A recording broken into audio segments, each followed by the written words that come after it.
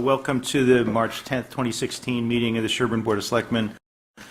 We'll ask our Town Administrator, David Williams, to please read the agenda. Thank you, Mr. Chair. First, we'll vote to approve or amend the agenda. I'm not aware of any amendments to the agenda at this time. Then add other topics not reasonably anticipated by the chair 48 hours in advance, and I'm not aware of any of those items. Then the public comment period, then a consideration of a request for a one-day liquor license, and then 2016 annual town meeting consideration of warrant articles for Article 25 kennel license, Article 26 citizens petition regarding oaths of office, Article 27 citizens petition regarding zoning of kennels, and Article 12 Pine Hill Cemetery engineering study. Then open space committee update with Marion Nutra, and then back to the 2016 annual town meeting warrant to finalize consideration of any warrant and capital items. The finance director will not be here tonight. And town administrator report, a look at the TRC proposed scope of work, and then selectmen reports, meeting calendar to set the next meeting, consideration of minutes, and then the town administrator payroll warrant. Okay, do we have a motion to approve that agenda, or are there any amendments to it? Just a question, Chairman. On the consideration of the articles, did you have a chance to invite the proponents, particularly one for the zoning of kennels? She's coming. Good. Okay, Okay. thanks. And that's at 6:50. Okay, great. So we have a motion to approve? Okay, second? Second. Okay, moved and seconded, all in favor? All right, great. Okay, the agenda passes, and now it's public comment, and our town clerk, Carol Marple, has a few things to tell us. Yes. Thank you, Mr. Chairman. I wanted to offer an update from last week's election. Two things. First of all, you may know, or I hope you know, that for a couple of years now, I have partnered with the student directors from the Sherborn Community Center Foundation Board, and we have conducted food drives on Election Day to benefit A Place to Turn in Natick. And this year, the students did a mailer. And I think mostly as a direct result of that and their other hard work, they collected 1,000 pounds of food, which to me is just incredible. And if you happen to see the conference room downstairs, it was piled knee-deep in bags and boxes of food. So I'm very proud of the students, and the director of A Place to Turn is ecstatically grateful. This is a really downtime for their contributions, so she's very happy to have this. So thank you for that time.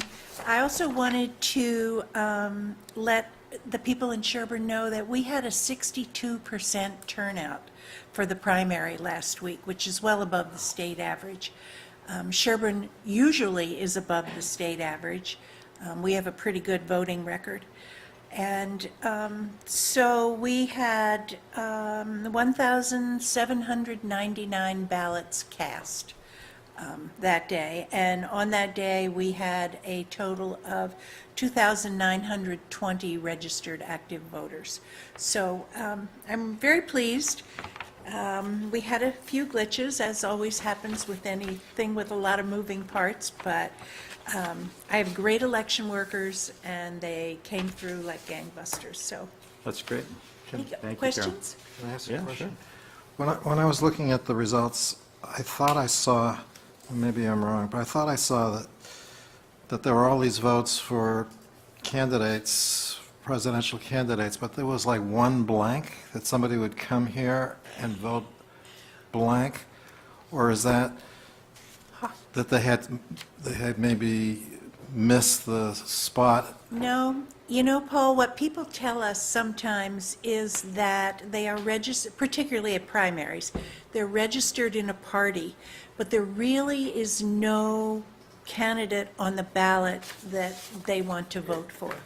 And so they may vote for the town committee members, or the state committee man, or the state committee woman, or other things, but they sometimes leave what seems to be the most important office blank, or even vote no preference. It does happen. Wow, to think that somebody would come to all that trouble to come vote. I know. But that was only one. Only one. Yeah, I saw that, but it stood So- out like a, That's pretty good. Normally, we have quite a few blanks. So, yeah. and on the No Place to Turn, is that the name of the place? Place to turn. A place to turn. First, I want to commend you for that. I also sent out an email blast on that to about half the town to Thank you. advertise. You have a very nice, colorful picture. Flyer. Yes, flyer. And I noticed that a lot of other people were doing the same thing. I think some of the churches sent it out and so on. So I'm really happy that you're doing that and that the student directors all participated and that we had a good result. We did. It's a win all around. Thank you. Great, thanks, Carol. Thank you. Okay, Nancy. Nancy Hess, our town collector.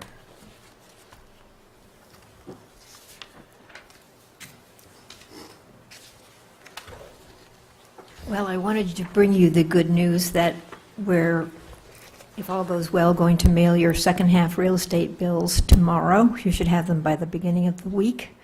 And in that bill is a flyer, as usual.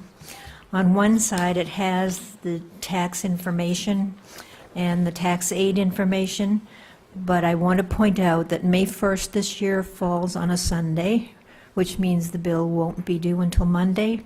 But we encourage everyone to pay them as soon as they come in the mail because things happen, and if you miss the day, it's very expensive. So on the back side of the tax flyer, and it is not a mistake that it's upside down to the front because the tax aid form is on the bottom of the tax side and the farm pond form is on the bottom when you flip it over.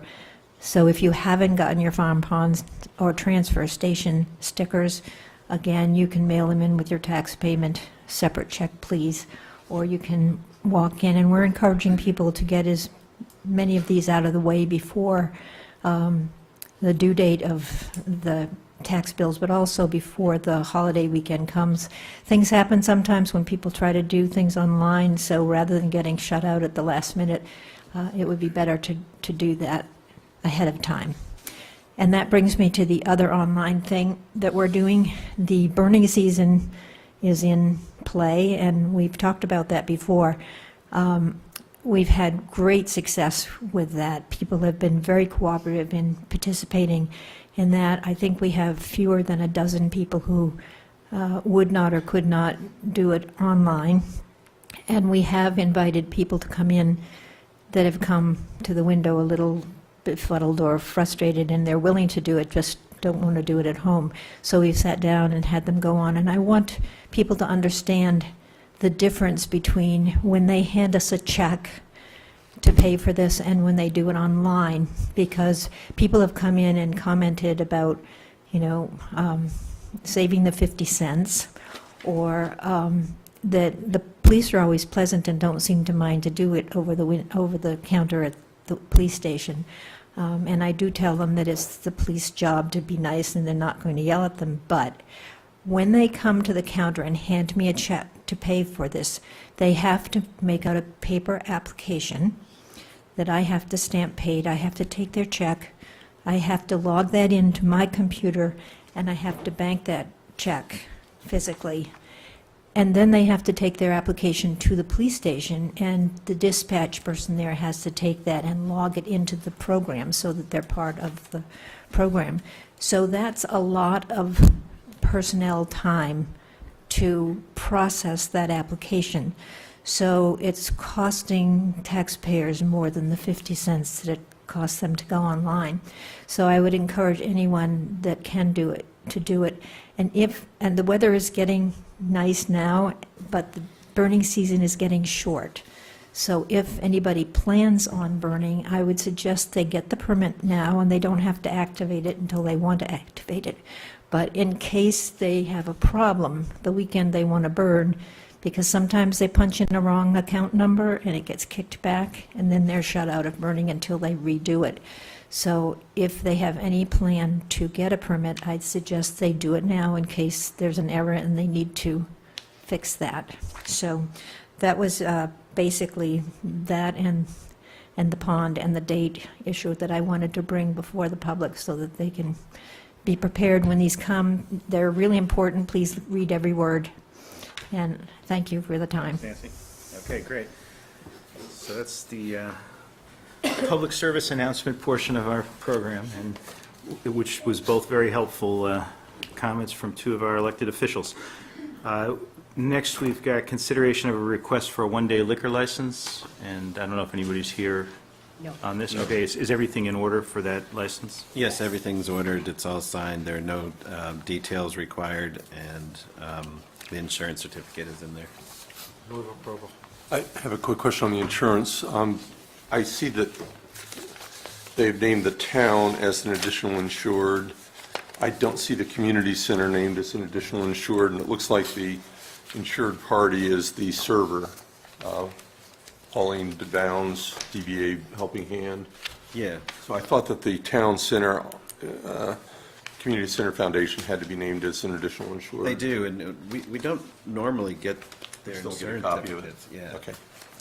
I'll double check it, but normally, Yeah, they take care of themselves. They only send to us what we need. a couple of times we've ended up with the certificates. Sometimes we get it, sometimes we don't. That's fine, just Yeah. as long as they obviously need to be insured as well, so I second the motion. Any discussion? Okay, all in favor? All right, great. Diane, do we have something to sign here? Yes, you do, it's in that folder. Which folder? Okay. Oh, this folder, Yes. secret folder, okay. Very good. Good, if we sign it now, we don't have to come back tomorrow or the next day to sign. We're coming back the next day anyway, Paul. That's right, Saturday, all day Saturday. Okay, so I can see Carol is moving back into position for Article 25 kennel license discussion. And this is, I guess, a warrant article for this year, and we've asked some of the proponents for warrant articles if they wanted to come in and explain them or advocate for them. So Carol? This is a very straightforward thing. The language is directly from town council. There is a sort of a discrepancy in the animal control law. I'm in the wrong folder. And in one place, it says more than 4, and in another place, it says less than 5, and then it talks about 4. So to address that, we have the language you have before you, which speaks quite specifically to 5 or more dogs and 4 or fewer dogs, so no ambiguity whatsoever. We've already, town council and I have already spoken with the Attorney General's office. They cannot say, we will approve this language in advance, but they did, more or less, tell us that. And other towns have used this identical language and had the bylaw approved. So this is just the last little piece to make us compliant with the state statute, and I think your packet has our version of a kennel license. Yes. So if you have any questions on that, advisory had lots of questions last night, I think simply because it was a new piece of information for them that they'd never come across before. Just a comment. First, I thank you for doing this. This is something that we as a community needed to do. We discovered a few years ago that there was this gap in our bylaws, and it needed to be filled. So thank you for doing the work to put that together. The other comment I would make is that there is another article on here that deals with zoning for kennels, and I want to emphasize the difference between your bylaw and the zoning piece. Your bylaw is essentially an animal control regulation.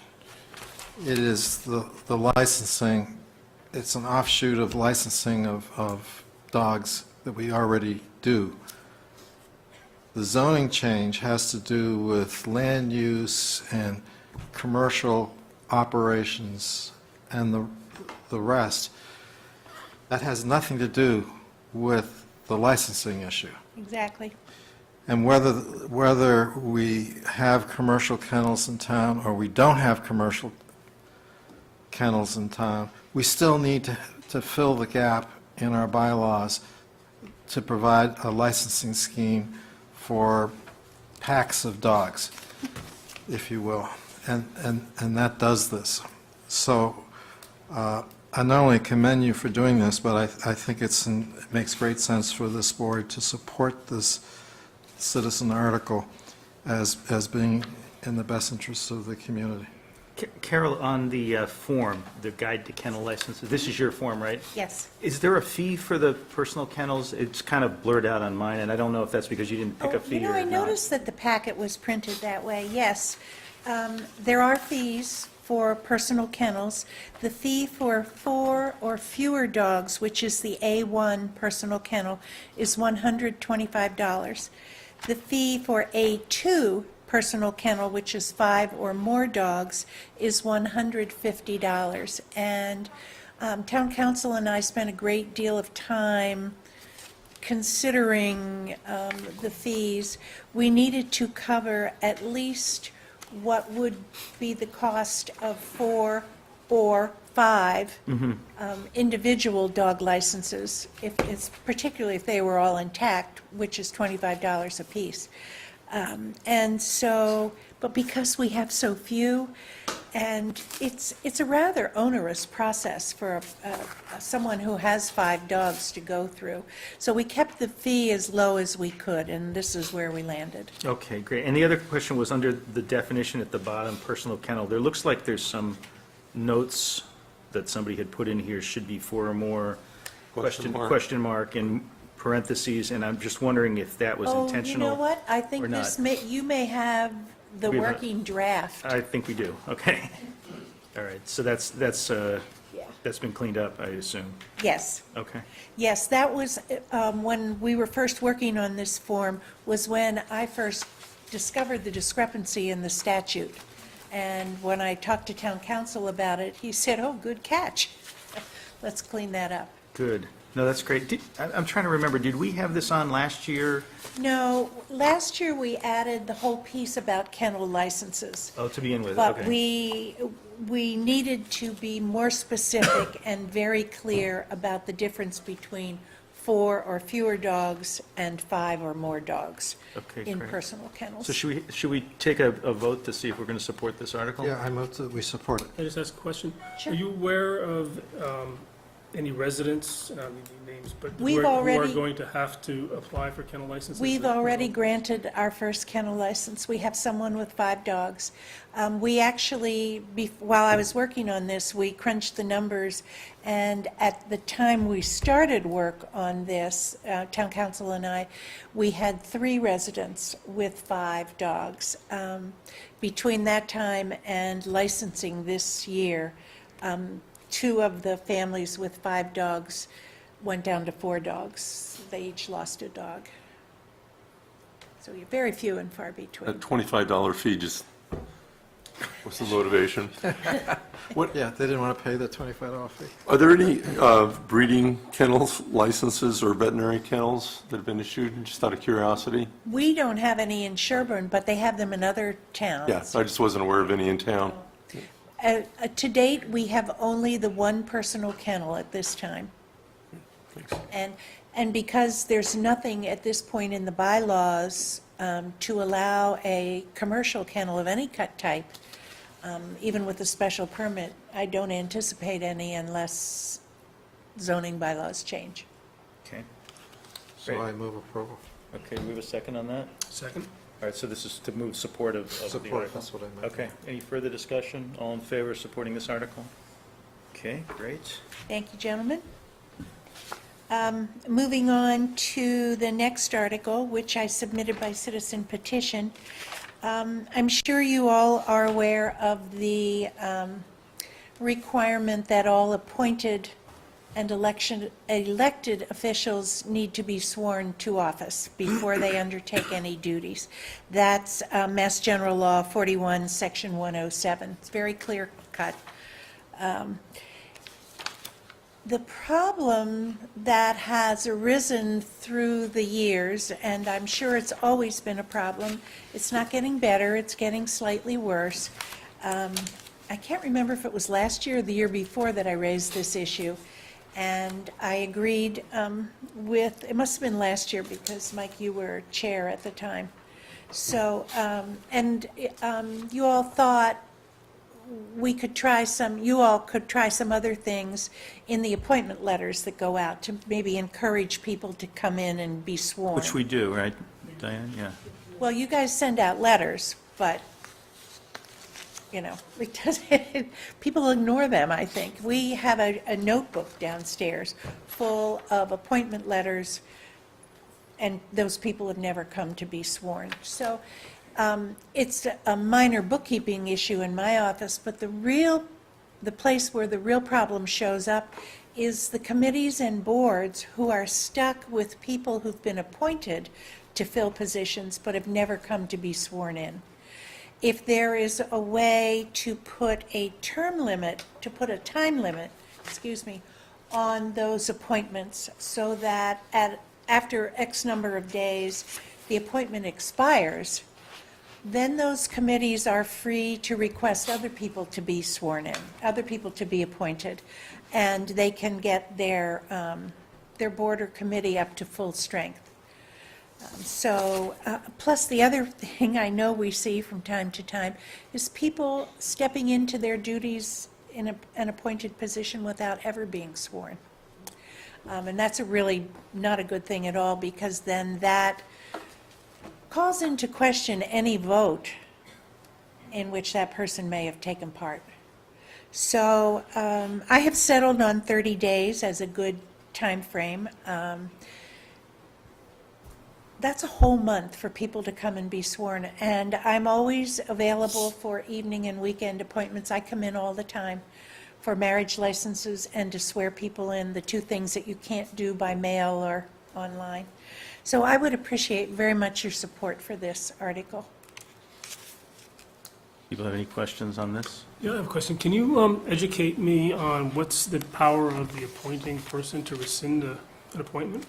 Well, I didn't make this language up myself. It came directly from multiple towns. And you can set a time limit on if this person is not qualified for office, which is the legal terminology for being sworn in. After X number of days, the appointment shall lapse. No, my question was, let's say Corey appoints somebody to the advisory board and then decides, I want to unappoint them. Can she do that?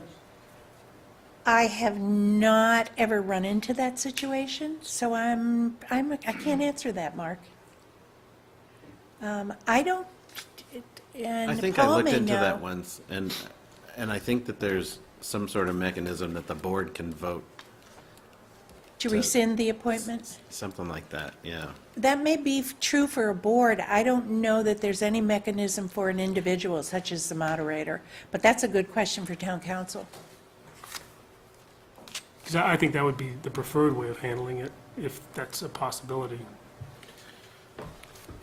The preferred way is for the moderator to send a letter saying that you're appointed if you don't take an oath by a certain date, because I think that's what was included in my letters from the governor when I get appointed, is if you haven't been sworn in within a period of time, the appointment lapses.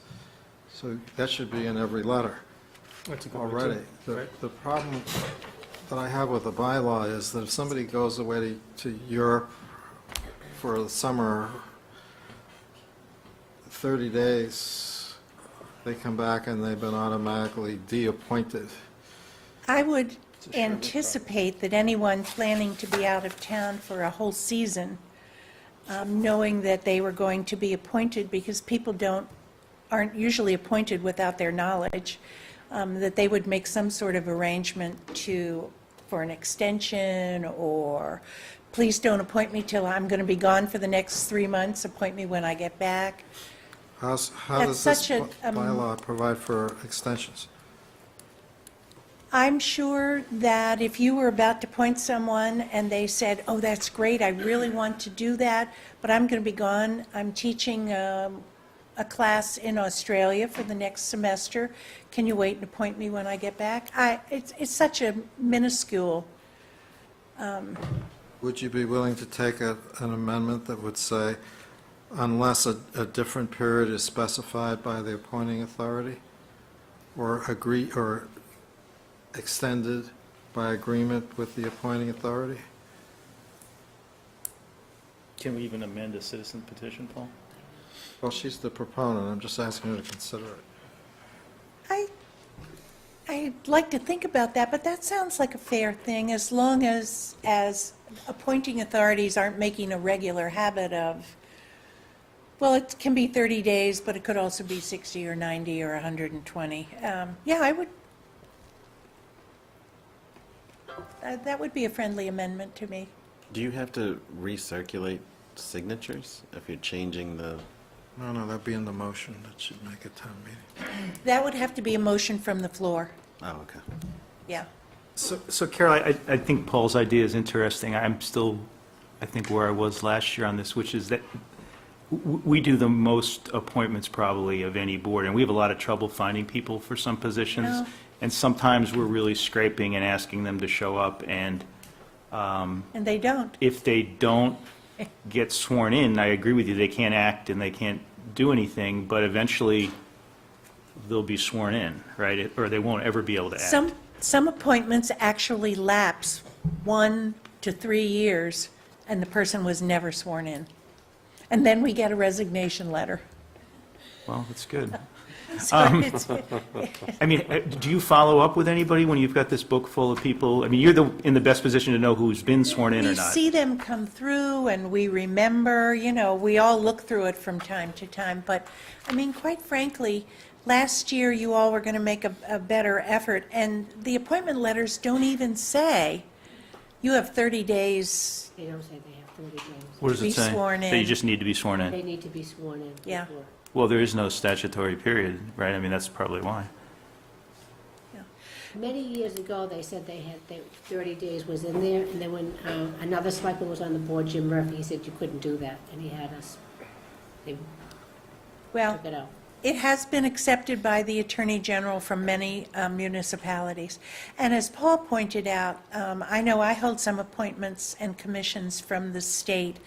Every single one of those comes with a time frame.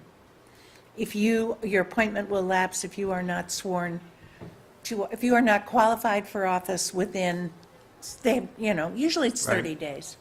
Yeah, I just feel like we're begging people to take board positions, and anything we can do to not make it harder for them to take a board position, I'd be in favor of doing. But they still have to be sworn in. Understood. So to I'm not have- saying they shouldn't be sworn in. I'm saying we shouldn't be draconian about telling them their appointment's terminated. Plus, terminating the appointment just makes more work for David and Diane and the board, because they're either going to be reappointed by this board, or we're going to have to find somebody else to appoint. But if that person is not sworn in, they're not participating, they're not doing the work, so their appointment is of no value. Well, if they never get sworn in, I agree with you, but if they haven't been sworn in on day 31, I don't think that that's the test. I mean, I guess I'm agreeing with Paul that that time is too short, the 30 days. I'm unclear, is it possible to put the 30 days in the letter without the bylaw? Sure. I don't know why not. Well, Jim Murphy apparently thought not, but I don't know what his point was. This, But you however, don't disagree with that? this, however, would grant, To provide for the you know, appointments, would don't say codify that. that authority. Doesn't mean we can't encourage it or something. The whole point of saying it is to get people to focus on it. If you were to appoint someone on December 15th, by January 15th, how many working hours do you think your office is open? Well, That those because, people could have got there? because I'm available by appointment. I didn't ask that. I'd have to look at a calendar, It's but probably about 30? we're usually in the office from 7:30 to 1:30 without exception, every 4 days a week, Monday through Thursday. So however many. So if you grab December 15th, say we had a meeting that day, we appointed someone, that they have all of maybe 8 to 10 days before their 30 days is up to get in here, in reality. So that 30 calendar days just in the busiest time, so you've encumbered their ability to, people don't know they can call you and have you personally come to their meeting and appoint them. I mean, swear them in. I do, but people don't. The people who are eager to serve come in right away. The people who, it lags and lags and lags and lags. Well, that's not totally true. That's the people you see that come in right away. The people that I know that see a closed window more often than not are very frustrated because they are on a committee. They signed up for a committee that meets at 6 p.m. once a month. They didn't ever commit to coming in at 9 a.m. They're Yep. not in Sherborn between the hours of 8 to... Oh, I do recognize that, and that's why, in fact, Sean, I frequently go, in the summer when the selectmen are making multiple appointments because they all expire June 15th, I frequently end up going to committee meetings so I can catch everybody at once. Right. And I recognize that, but I'm saying people, when they're appointed by us, we're just thankful that they were appointed. They get a letter, they go home. It's the holiday season. They have no idea they can ask you to do that. They don't know. Well, perhaps there needs to be more information in the appointment letters. And that's what I thought was going to happen last year when I agreed to let this off the warrant. You changed the letters, didn't you? But that's my point, more information in lieu of a bylaw It says that change. before you can perform your duties, you must be sworn in at the town clerk's office. It doesn't give a day. It doesn't give 30 days. But I could put 30 days in tomorrow, starting tomorrow. Once you put like a nasty letter from Carol in there that says, you better get in here and get sworn in or else. Do that with every appointment. But I agree with Sean that 30 days is a little too rigid. That's why I wanted So Or to make it consider a 45. I friendly mean, we can pick amendment. another day. that we could pick we can extend it however needed. So if we were doing appointments on December 15th, I think we had a committee that expired in December 15th. It was maybe the Western Avenue Committee. Had just had that odd date. And if there was a 30-day period, right, between New Year's and Right. the Christmas holidays and Hanukkah and everything else that's in there, that's just not fair. There's not enough time. But if it was more flexible, that we could extend that, then the problem with the bylaw is it's very rigid. And so if we find out that 30 days doesn't work, we have to wait a year and then go back to town meeting to make it 31 days.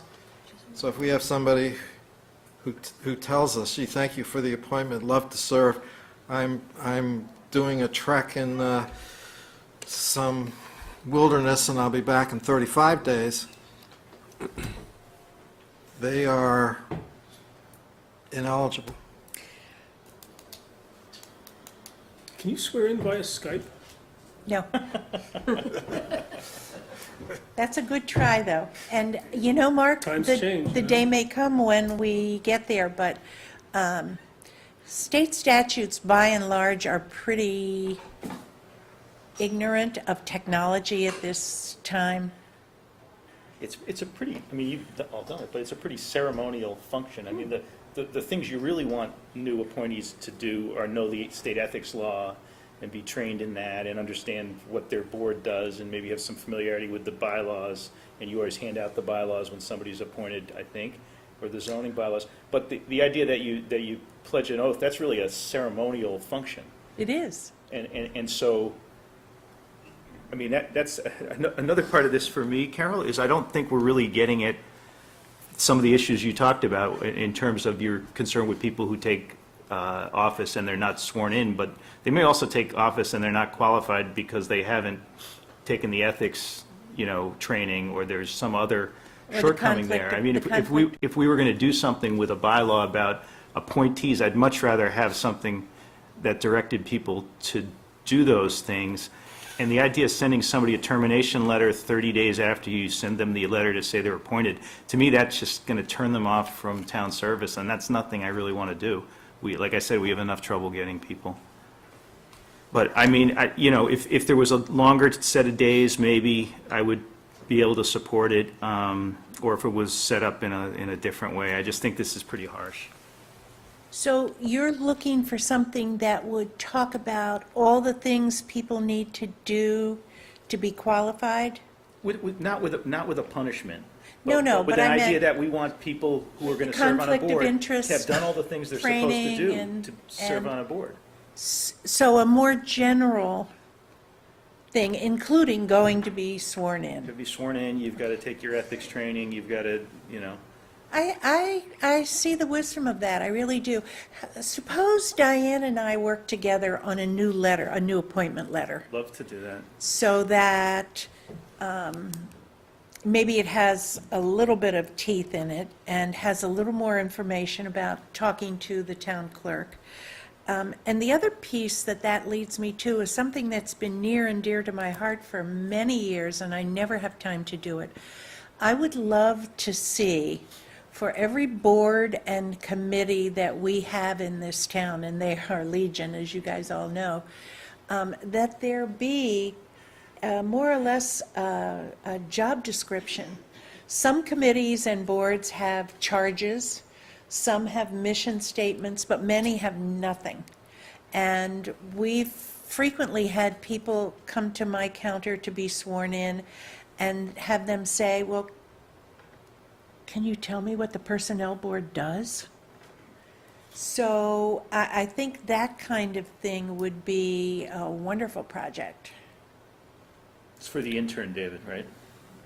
Okay. We have an intern? Well, no. No, but if we we're gonna did. need one. As soon as we get one.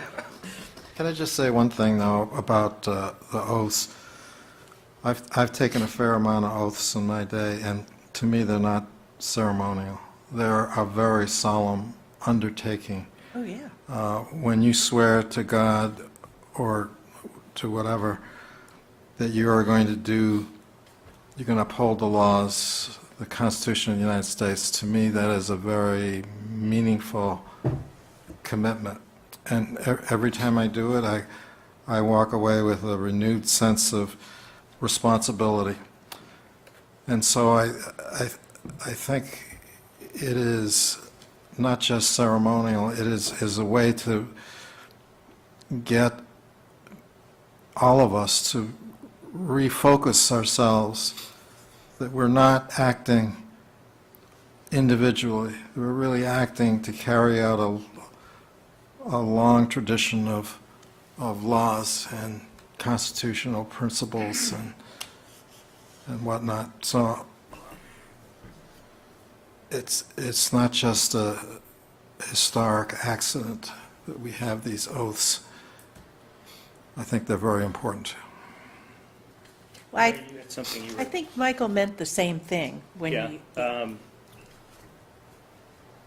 I was just going to say, having gone through this fairly recently, Open Space Committee made 3 tries without finding anybody to swear me in, because when the day arrived, and then someone happened to go for lunch or a meeting or something.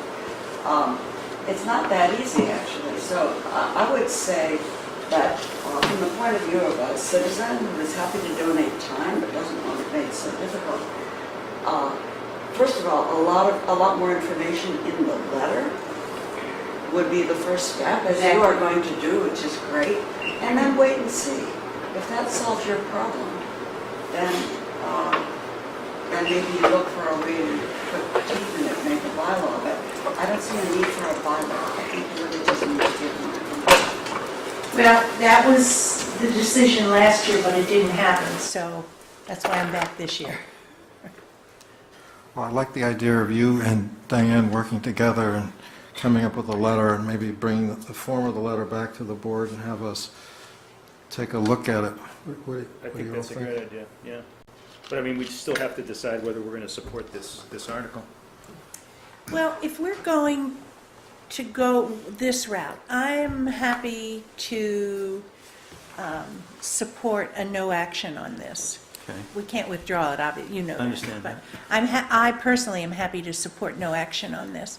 But let me ask you this back to the letter with Diane. Would you all be comfortable with some sort of phrasing that said,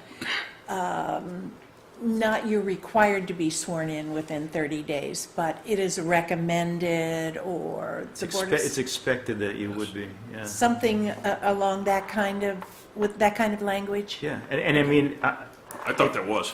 if it has contact information and office hours and Has the how office that hours. happens, The office hours. for the town clerk? Yes. Yeah, it already has that, Yeah. okay. Says Monday through Thursday, 8 to 12. Okay.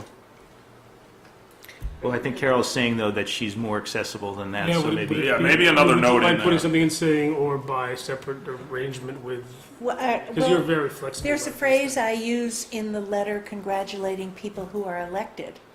And I say, you know, you need to come to the town clerk's office to be sworn in and qualified for office. And in that letter, it says it's recommended that you call ahead, because only the clerk can swear elected people. Whereas anybody in my office can swear appointed people. And we have had, I don't know if you remember or not, but we have had evenings that we've been open right around the June 15th date, specifically just for people to come in and be sworn in. My office used to be open every Tuesday night, and when the Personnel Board stopped supporting money for that, we had to discontinue it. Well, and you still come in on election night and have as many folks as possible Yes. swear an oath. Yeah, And, and that's a great thing, because there's this whole group of elected officials standing there with their hands raised. Well, I support beefing up the letter and share your view, Mike, that it's hard enough to find volunteers. I'd move no action on this warrant. I'd second that. Okay. Any further discussion? All in favor of recommending no action? Okay, thanks, Carol. Thanks for the good discussion, We'll do really too. well this year. Yeah. And I won't be back next year on this. We'll try to drum it into the appointees, if they're here. A lot of times we appoint people, but we don't actually see them. You never see them. Me neither. I guess that's the point. Okay. The next article we're working on is Article 27, which is a citizen's petition regarding zoning of kennels. And do we have Jenna Dressig here, or whoever's going to support that? Great, thanks. Do you want me up there? Yeah, please, yep, and that way you're on camera and on the mic so people can hear.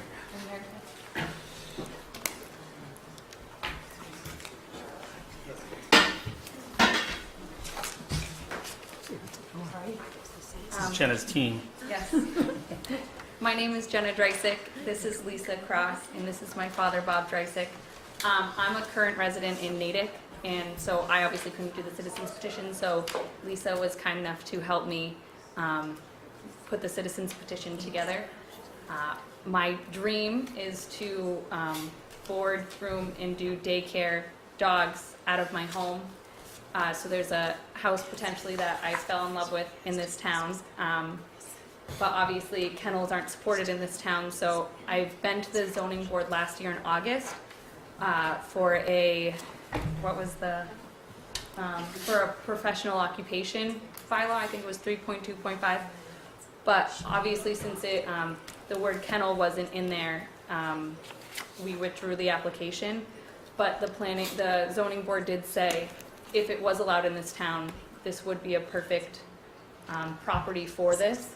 So then they told me the next steps, which was to get the citizens petition, which I did. And then I've been to the planning board last week, and we revised some of the application that I put together originally. I know they're still finalizing this statement. I'm coming back on Saturday because I also met with the advisory last night, but I will see them again on Saturday.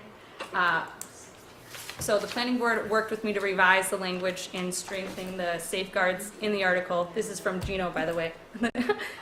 They voted a 4-1 to approve the revised language, but they believed that whether or not the kennels should be allowed should be decided by the town meeting.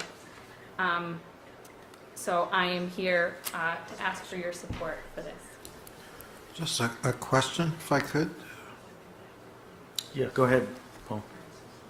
As I read it, you want to allow essentially commercial kennels as a permissive right all the way through the town? Is that the way I read that? Yes. It's the size properties. Yes, but so in the bylaw, there's certain stipulations that I put in there, so not obviously anyone can do it. You have to have a certain amount of land. The minimum is 10 acres. It has to be 400 feet away from any neighboring residence, 100 feet away from the property line. We also added in that there would be situated a fence with visually opaque screening to minimize any stimulation that may cause the dogs to bark. They will be monitored 24 hours a day by human presence. Any building where the dogs will held will have heat and running water. Yes. Well, the first question was the statement here, kennels, this use is permissive in all districts. And the second question was, you mentioned amendments from the planning board. Do you have those amendments that you could pass out to us so we know what it was that you were? It's not finalized yet from Gino. As soon as I get them, I can give them to you or email them to you, but I just have it written down from the meeting, but I don't have a finalized from the planning board yet. Gino confirmed that today, that they're still working on the language. Do you know what the But nature of they the are- changes are? This is, On the language change, but what they are working on provides more safeguards and protection to town residents than the original language. That's all he gave. But the amendments still allow it everywhere in the town? I In other don't, words, it doesn't bring it to like a business district or certain sections of the town? he says it offers more safeguards and protection. He didn't say that it changed where it could be located, but I would have to get more description from him. The key part about the location. Yeah, but I agree with Paul, that it's permissive in any district. You do have to have 10 acres, but there's no restriction on any zone so long as you've got the 10 acres. So I notice maybe these are things the planning board is beefing up, but for example, you do have a standard which is already in our bylaw generally, which says no offensive noise, vibration, smoke, dust, fumes, heat, glare, or unsightliness is produced. There are, I think, other kennel bylaws, different places that have actual noise standards and ways of reducing noise. Obviously, this is a almost entirely residential town, so having a lot of dogs which are going to bark, even if they're, shielded, as you said. I mean, there's just nothing you can do to prevent some dogs from barking. So that would be a pretty significant concern to people, I think, if there weren't enforceable noise standards. And I don't think no offensive noise is enough of a standard to protect people. It doesn't have any teeth to it. That was not a pun. So We won't corral that. We would have preferred bite. Yeah. from my experience working with dogs for 10 years now, I've learned what makes dogs bark, what makes them not bark, when they bark, why they bark. So to have them be monitored, and you would have an area where they can't see out because dogs bark when someone's driving by or someone's walking by. Or when they're not with someone because they're barking because they're outside in the fenced-in yard alone and they Not want to being bark left too. alone. So that's why we put to have them monitored 24/7 as well. But you say there's only one person other than a resident who can be employed there, so who's monitoring? So we also added, if it's approved by the zoning board, which is, I took from section 3.2.5, and not more than one member of the public is served at one time, except as otherwise permitted by the Board of Appeals. And what about, I mean, you say dogs, first of all, if you can control dog barking, I would invite you to come up to my neighborhood any night at about 10:30. But, I mean, how do you stop dogs from barking when there are other dogs barking, or when there's a coyote howling, or when there's, I mean, I think dogs are going to bark, and if you have more than one dog, they're both going to bark. Can't deny they're going to bark if you're going to attend to it. Yeah, so I mean, you can't deny, I guess, that dogs are going to bark, but obviously attending to it and realizing what they're going to bark at and monitoring them. And what Not I've leaving learned them is alone. you don't let them see where the other dogs are. So say a dog is dropping off, they're not dropping off where all the other dogs are located. So they're not seeing a lot of people coming in and out or hearing it. And that, to me, I would love to come over to your neighborhood and help you, but Well, what, I mean, so suppose I believe you, which I do, that you've got unusual dog management skills.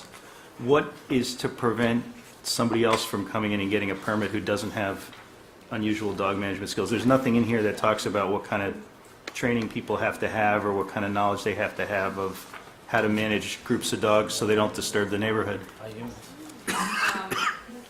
I mean, if it's something that we want to revise and add in, I would be more than happy to do so, a certain amount of years of experience or something, because, Well, the one code that's in there is that they have to be monitored by a human 24/7. So I think, to your point, dogs, if left alone and not attended to, are going to bark and keep going until they're dealt with. Brought it back in, put back inside, put back in their area, in the, the barn or wherever, instead of outside. But, they're going to bark, but then they're going to be attended to within a timely manner, whether that be a minute or under 5 minutes. They're not going to be not- barking wouldn't even for be- hours is the point. And that's, I think, someone's fear of kennels and, is that they're just unattended. This is somewhere where she lives, or someone will be there, so dogs bark, they get attended to. Can't say they're not going to, you're absolutely right, but they get attended to in a very timely manner. Are there time limits on this permit? Like it has to be renewed every year or something like that? obtaining a kennel license, I know that you have to renew every year. But this is the special permit under zoning. Yes, but it also says in here that you must have a kennel But license. the kennel license isn't going to care. Carol's not going to care if your dog barks. She just wants the $125 or the $350 or whatever it is. Typically, we've got other special uses in town where you have to come back and amend every year, every so often. They're not permanent approvals, and, I don't know what the board's practice would be. Mike, shouldn't this require a special permit with planning? It does, that's what permissive means, doesn't it? It's not spelled out that it would be a special permit by the, Doesn't this use is ZBA, permissive in right? all districts mean that it's as of right? I thought in Sherborn permissive meant allowed, not It's subject been to. so long since I was on the zoning board, Paul, you might be You're the right. zoning expert, I defer to you. I'm not allowed to practice You in give Sherborn, though, courses to because I'm on the lawyers board. on how to do I zoning, took an so. oath, I can't really practice zoning in Sherborn. But I think our bylaw, I think there was an issue in our bylaw that we misused the word permissive and allowed. And so I think the word permissive here means not that a special permit is granted, I think it means that That would be important to know. that it's allowed That would as a definitely be right. important. So the idea is this is a by right use? Because that's not how I was which reading isn't it. what but- we'd want, I mean, That's the way I read shouldn't this. speak for Okay, anyone. all right, I- great. Paul, I read it the same way you do, which Is that perhaps what it's Gino's permissive working in on? these zones, you have these other conditions. I don't know. If you meet these other conditions, Yeah, you're permitted. I don't read this as special permitting. Because, I mean, yeah, And then going to your point, which was that if it's allowed as of right, then you don't have to come back every 2 years to the Board of Appeals like you might have to do with a special permit, where there's a chance to tweak the permit in case things aren't working in one way and neighbors are complaining. If it's allowed as of right, well, right. I'll defer to you It'll on be, the it'll be zoning stuff. allowed as if right Okay as. with that? It goes on as- forever. Well, with these standards, yeah, all you have is zoning enforcement, if that's the case. I think it gets more support from the public if there's that special permit required.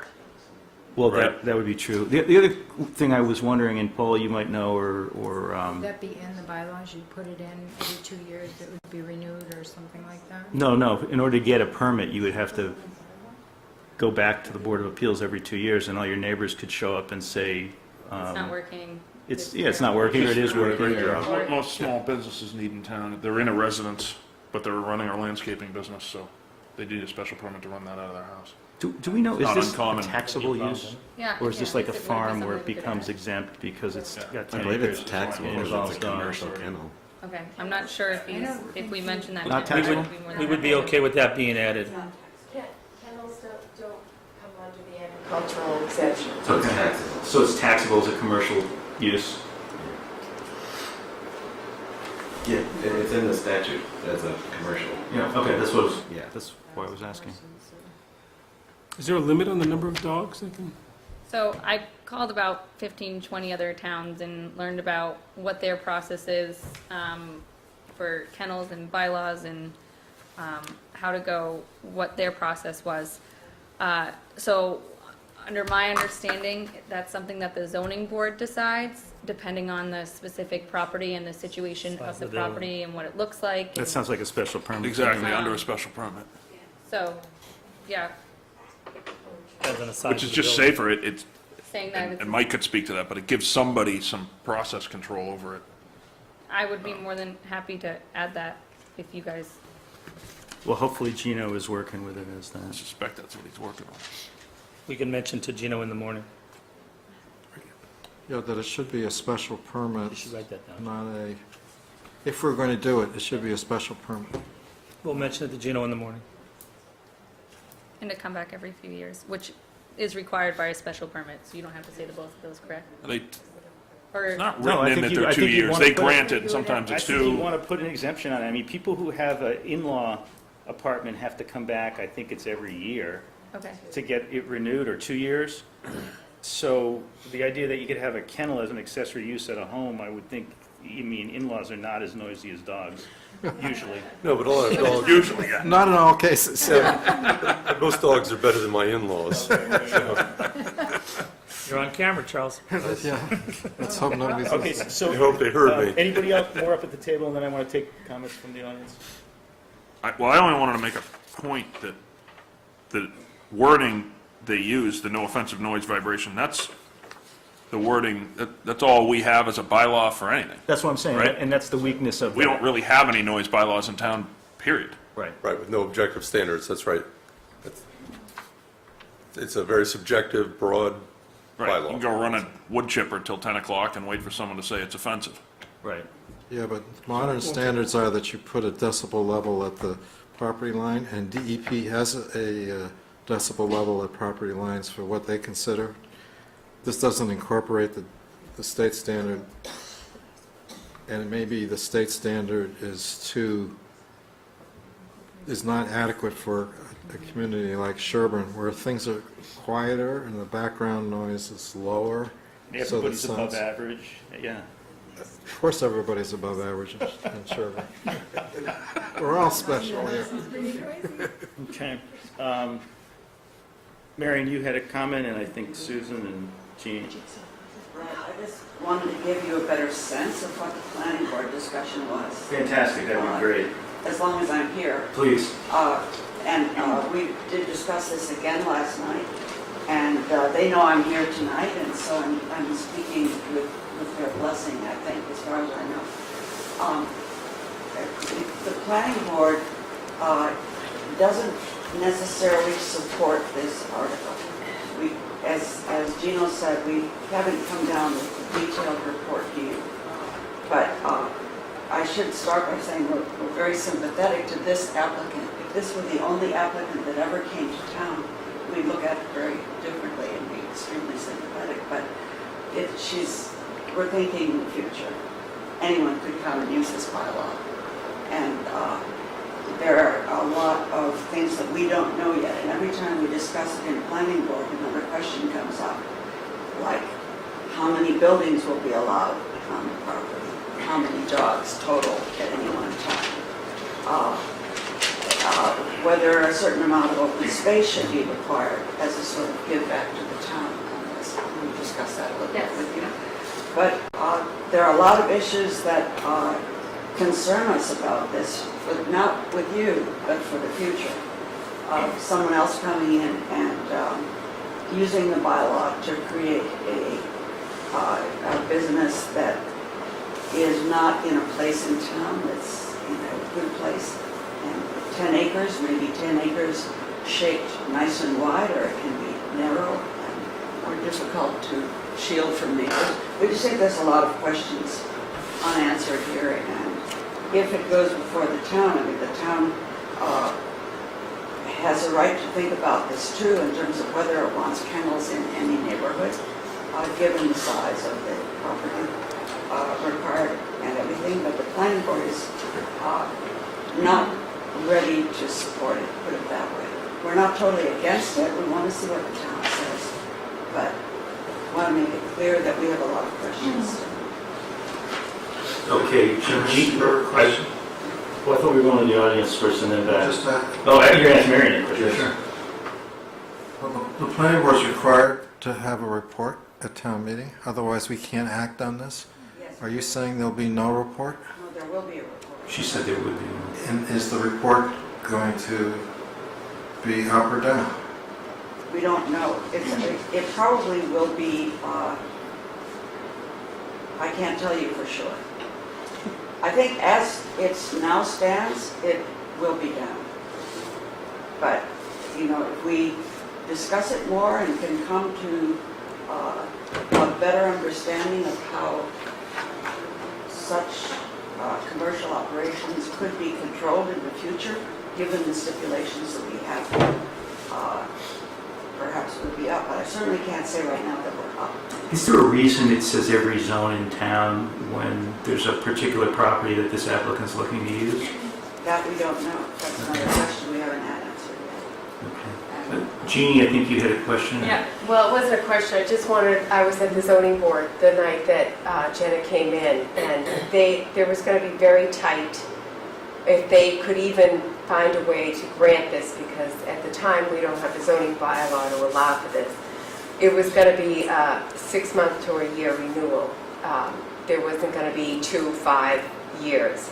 It was going to be a very tight renewal. So that was under the, can I ask a question? Yeah, go ahead, sure. That was not under a kennel bylaw, that was under a professional but at the accessory time, use? it was under, she came in under 3.2.5, and because it didn't fit what she wanted to do, they suggest she withdrew the petition, but before that happened, the discussion among the board members was that it was going to be very tightly controlled as far as renewal. You know, she would get the special permit within 6 months, she would have to come back for a renewal to basically to see how it was going and if there were any issues involved with it. Susan? Hi, Susan Tyler. I'm just looking at the zoning bylaws here, and section 3.2.5, as far as professional occupation, it says is permissive in all districts. But if you go back to section 3, the definition of permissive, allowed is allowed, allowed use by right. Right. Permissive says use by special permit granted by the board of. So permissive is special permit. So even for the professional, it's still Should've taken my permissive, course, we need the Paul. special permit. And I'd just like to say Too that, expensive. as far as the, let's all remember the Odessa special permits, they started out as a 6 year, then they went to a year, then they went to 2 years, and so as we got accustomed to the project down here, it got extended, and then now currently on 3 years. Well, one thing I might think about doing if I were you, because I mean, without really having heard a lot from you, I do agree with Mary in that you seem to have the credentials and the knowledge that would be the kind of person who, if we did let kennels come into town, you might be the kind of person who should run one of them. But you might think about restricting it to a district, maybe restricting it to certain kinds of roads or certain, widths of lots or something that makes it a little bit more limited in terms of the number of places in town that would qualify for that kind of a permit. That might be an easier sell, I think. Okay. I mentioned to Gino if you could only say that one kennel could be allowed in the town, but he unfortunately said that was You can't do that, no. But a 1 mile circumference of Mike's house might work. The other question that I have is if somebody else comes to the town, and let's just say, hypothetically, you grant this is happening, we're in for 2 years, whatever, and all of a sudden Mr. X or Mrs. Y comes in and wants to do another one, but their property doesn't make sense for the town, and doesn't fit everything, you don't have to grant it, correct? But then they'll look at us and say, why'd you grant that? Is that what's going to You would not happen? have to grant a special permit. The board would have discretion whether to grant it or not based on standards. Right. That's why you want to have standards in the bylaw. But then you already had that built in, to your We want point. to make sure we have all the standards, Yeah. and we don't yet. We don't feel that we. Oh, okay. have the Yeah, standards. and I think Paul and I were both saying similar things, which is in terms of the way the noise limitation is phrased and some of the other some of the other criteria in here, there aren't really firm standards. There's words and there's, subjective opinions, but there's not really firm standards. And Gino, I suppose, could help you try to work Stiffen it that up. out. Okay. Yeah, and this board's been pretty consistent in that. There was a planning board warrant several years ago, and the Board of Selectmen was looking for a more objective standard. If it's noise, give us decibel levels. Yeah. Can I make Or one? a place, a certain specific place in the town that it would be allowed, rather than not Well, not this is- neighborhoods, but maybe a more, Well, that's what I'm saying. If you can figure out a way to craft it so it's pared down a little bit. So it's pretty much just for that property. Well, I'm not saying that. See, I don't think you should, you need to be careful generalizing areas of town because Right. in different areas of towns, there's unique pieces of property that may not be 10 acres, but may be just deep enough into the woods, and then they back up to, 300 acres of town forest that no one would care. Right. But they didn't fit into the 10-acre thing, or they happen to be in a neighborhood, but it's the cul-de-sac, and it backs up to nothing. And it wouldn't have fit that cookie cutter, but it would have actually been one of the best properties in town. I think we need to be careful pushing her to do that. I think for tonight, I really want to see what the planning board comes up with before I take a position one way or the other. Because I don't know what the final language is going to be Yeah, based on... yeah, I get it. We're just here to help move the No, process along. we appreciate it, and we appreciate all the good And thoughts. that language will be ready for Saturday's session. Yes. It will? Okay. I think, or I'm not sure. Yeah. I think Gino said that it might have been done last night, but now that it hasn't been, I'm not sure. Yeah, I'm not sure, because every time we discuss it, we come up with another concern, another, standard that's not there. And it takes time to think all these things through. And we've given it a lot of thought, but it's complicated. Kind of envision what might be done in the future with such a project. So I'm not sure if it'll be ready for Saturday. All right, thank you for the time and Thank the you. info. Thank you. Appreciate it. And now we have the Pine Hill Cemetery Engineering Study. That's what it says on my agenda, Susan. Is that what you're doing? Okay. Yeah, first off, I'd like to call the, because if we have a forum, I'd like to call more restrictions. Cemetery commission in order. Okay, Cemetery Commission has just called itself to order.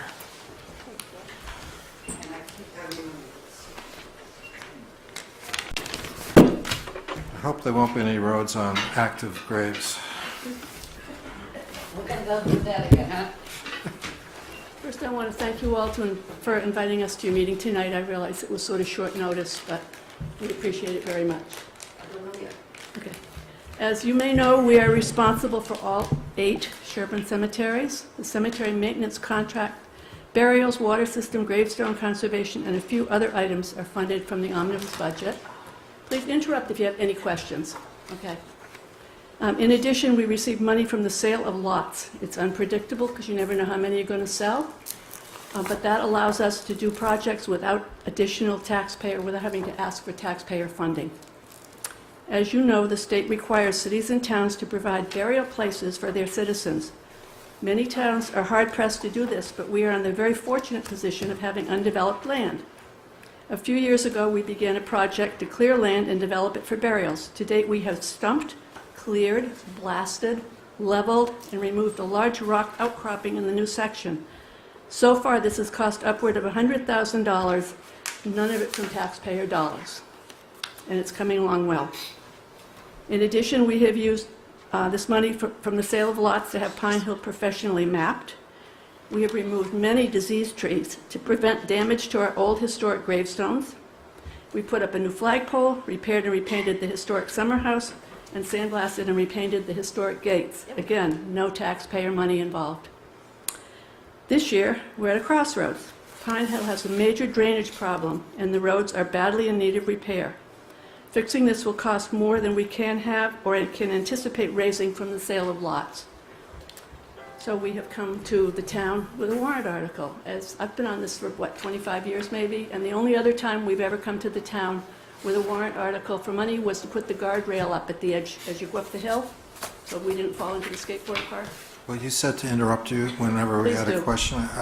I wanted to commend you for the 25 years' worth of service. I know how much you have put into the cemeteries in this town and how much you care about it. And on behalf of all the citizens of the town, thank you. Thank you. I just want to clarify for anybody that's questioning, I'm not sure it's exactly 25, but it's been around that. I didn't look it up. The first step in the fix, to fix Pine Hill, where did I go? This year we're at a crossroads. Pine Hill has a big drainage problem and the roads are badly in need of repair. I said this already. Fixing it is going to cost more than we have. The first step, as we see it, is to hire an engineering firm to design proper drainage and grading. The next step will be to fix the drainage, including 2 existing catch basins and likely adding a couple more. Finally, we will rebuild some roads and the washed out areas underneath them. We will pave some roads which have never been paved, and hopefully we'll be able to just chip seal some of the others. And just as an aside, Pine Hills, of our 8 cemeteries, is the only one with any roads in it.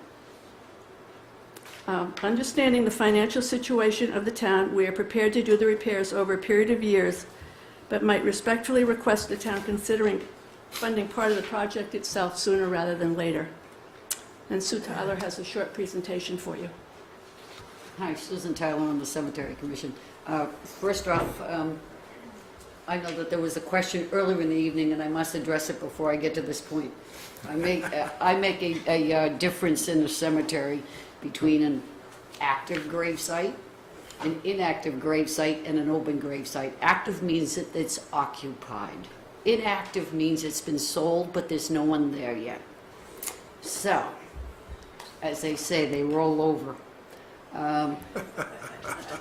If I may, this is the entrance to the Pine Hill Cemetery, and these are the gates that have been beautifully restored.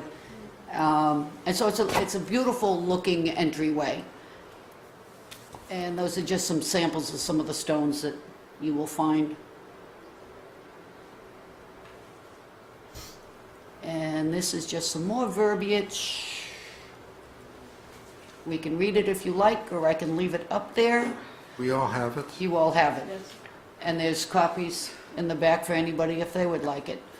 This is what was presented to the advisory committee and just the background on what this is. So let me just get to the photos here to show you. We've also provided you with a copy of the map that is part of the surveying that has been done up there. So this is the entrance. If you look at the map, this is as you first drive into the cemetery after you've gone past a beautiful gate. To the left there, you'll see there's an open drainage pipe. And you've got the left side of the road is all washing out as it comes down to the hill before it even gets to that drainage pipe.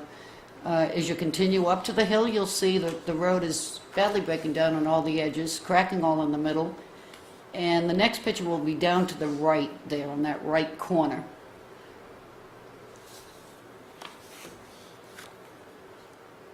You can see the edges are badly broken apart. It's all delaminating. And all of this is just a continual problem. It is washing down the roads, over the grave sites. Did you say that was Washington Street? Is that what you said? No, washing. Washington, because it looks like Washington Street. Also. Yes, well, it does look like Washington Street. The speed limit's not quite as high up here. So no washing. And this is, you go a little bit further, and you can see water is coming down from the right there, comes down along the road, breaks it all down, and there is this, if you go up there during a really good storm, this water flows like a river down, and it's just eroding the edges and it's eroding these grave sites. And that's just a close-up there without the water. And you can see that's all asphalt that's been broken apart. That's not dirt washed onto the road, that's the asphalt all breaking down.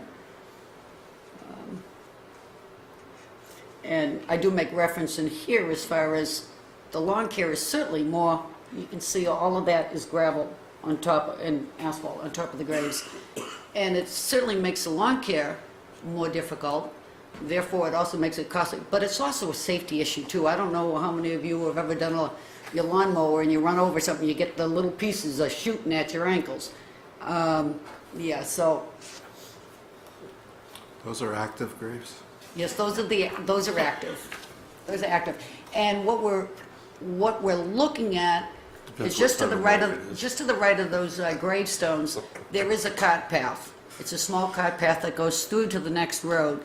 That would be the area where we could put, whether it's a swale, whether it's we can dig a trench and put some piping in to get this water to flow down correctly. Put a catch Where on basin. this map are those, is that picture from? That picture there, that section is just in the middle. The middle section, okay. The middle section here. So you've come up, and we're now back at this corner here, and then we will be going this way. You have maps too? We do, it says Sherborn, but it's, I think Sherborn spelled wrong, I I think. think so. Oh, yes, these are still being I see, okay. finalized. So this area here, as you might be able to pick out in that map that there is a little cart path there. It's called Locust Avenue. And so that's where we're envisioning that we can put a catch basin, put some drainage, get the water all down. Is it right up in here? Yes, it's right in here. It's right above where it looks like there's a clear Right, I oval can see without right any there, right graves. there. Yep. I circled them all for them. That's where it is. So we go past that, and you've come up to another intersection, which, again, there was an attempt to try to prevent this from washing out with this pipe to carry it across. You can see that this dirt road to the left, which goes up to some grave sites, it's all rutted out. It's in bad shape. That would be, again, that would be in this section here. This is a dirt road.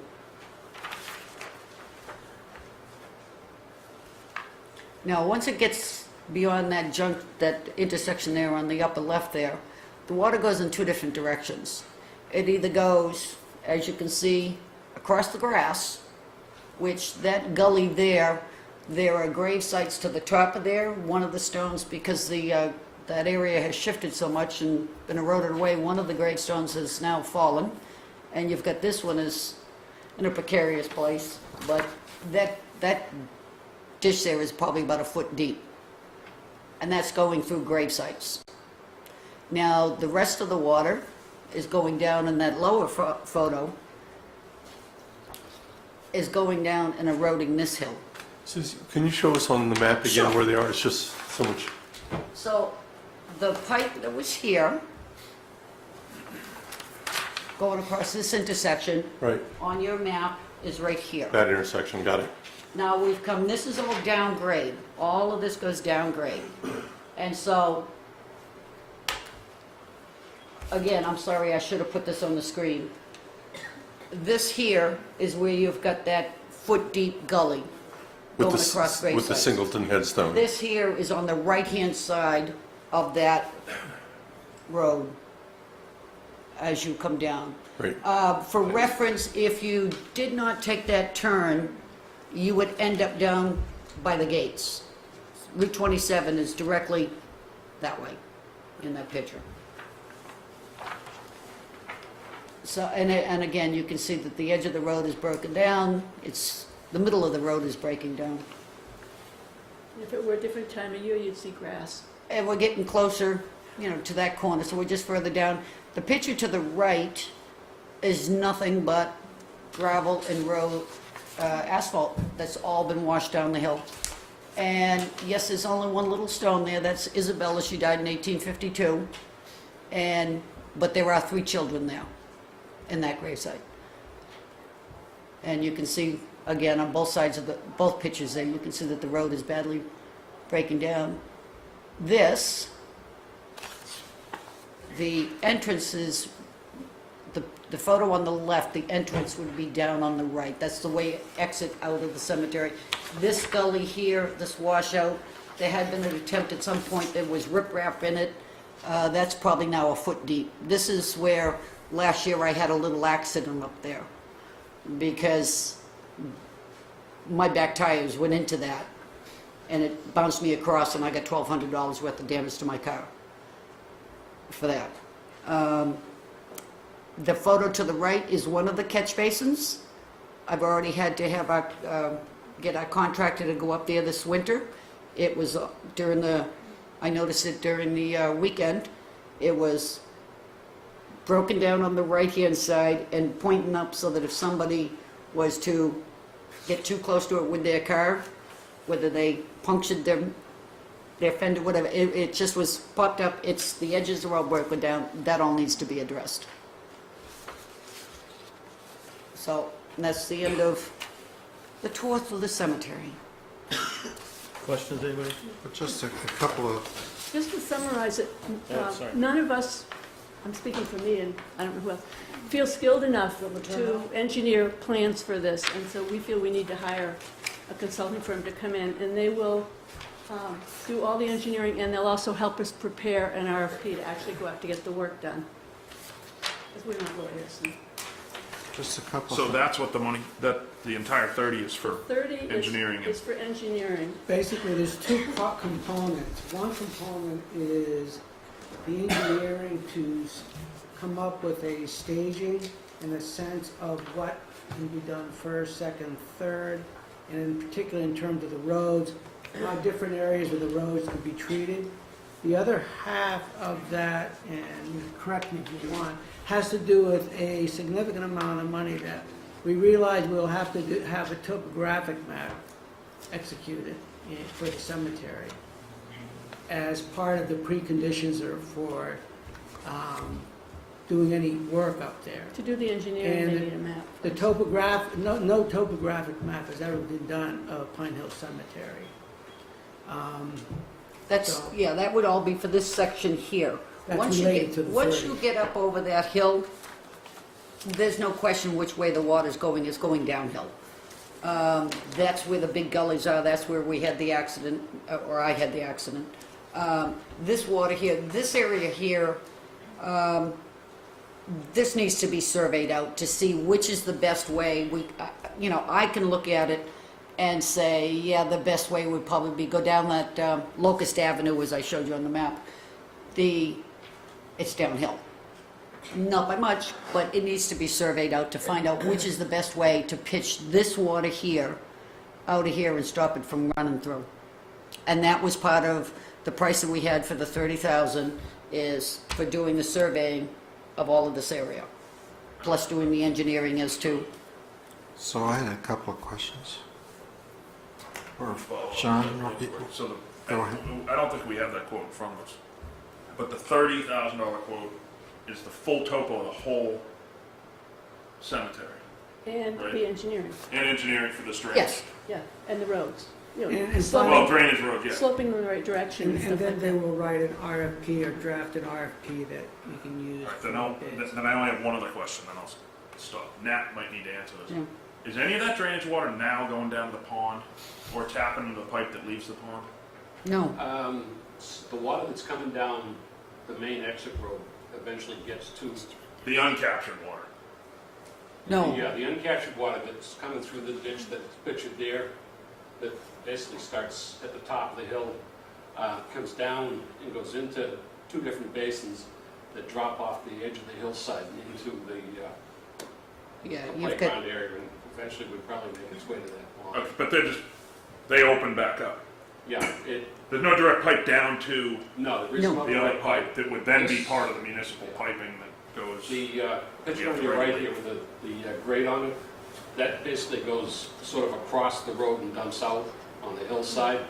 Picture on your left, there's a catch basin at the corner that goes across the road and goes down, sort of I know where that around the face of the ledge.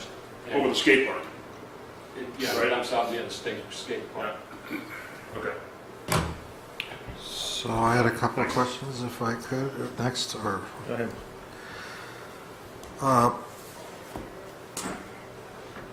I think you've answered, two of my questions you've answered, namely, the ask is for 30,000, the purpose is for engineering.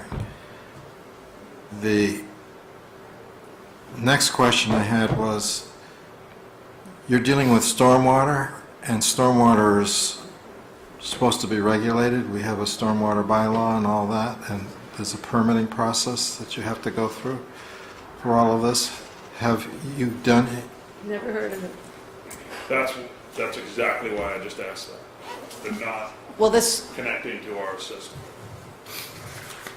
They still have to Right. have, if you're well, making adjustments to, I don't remember the amount of area in our bylaw, but if it's more than like an acre or whatever, you've got to get a permit for it, whether or not you're That's feeding part it. of why we're getting an engineer, because we really don't know all of this, and they are professionals, and hopefully they will. if I may, I know that was brought up, we did have a walkthrough with the different engineers that came out to look at, see what it was that we were needing a quote on, and they had said as far as the stormwater, you can't discharge it onto someone else's property, it can't be going, so that's why they're saying, if it went down Locust Ave, there's enough land on the cemetery property where it could just dissipate out.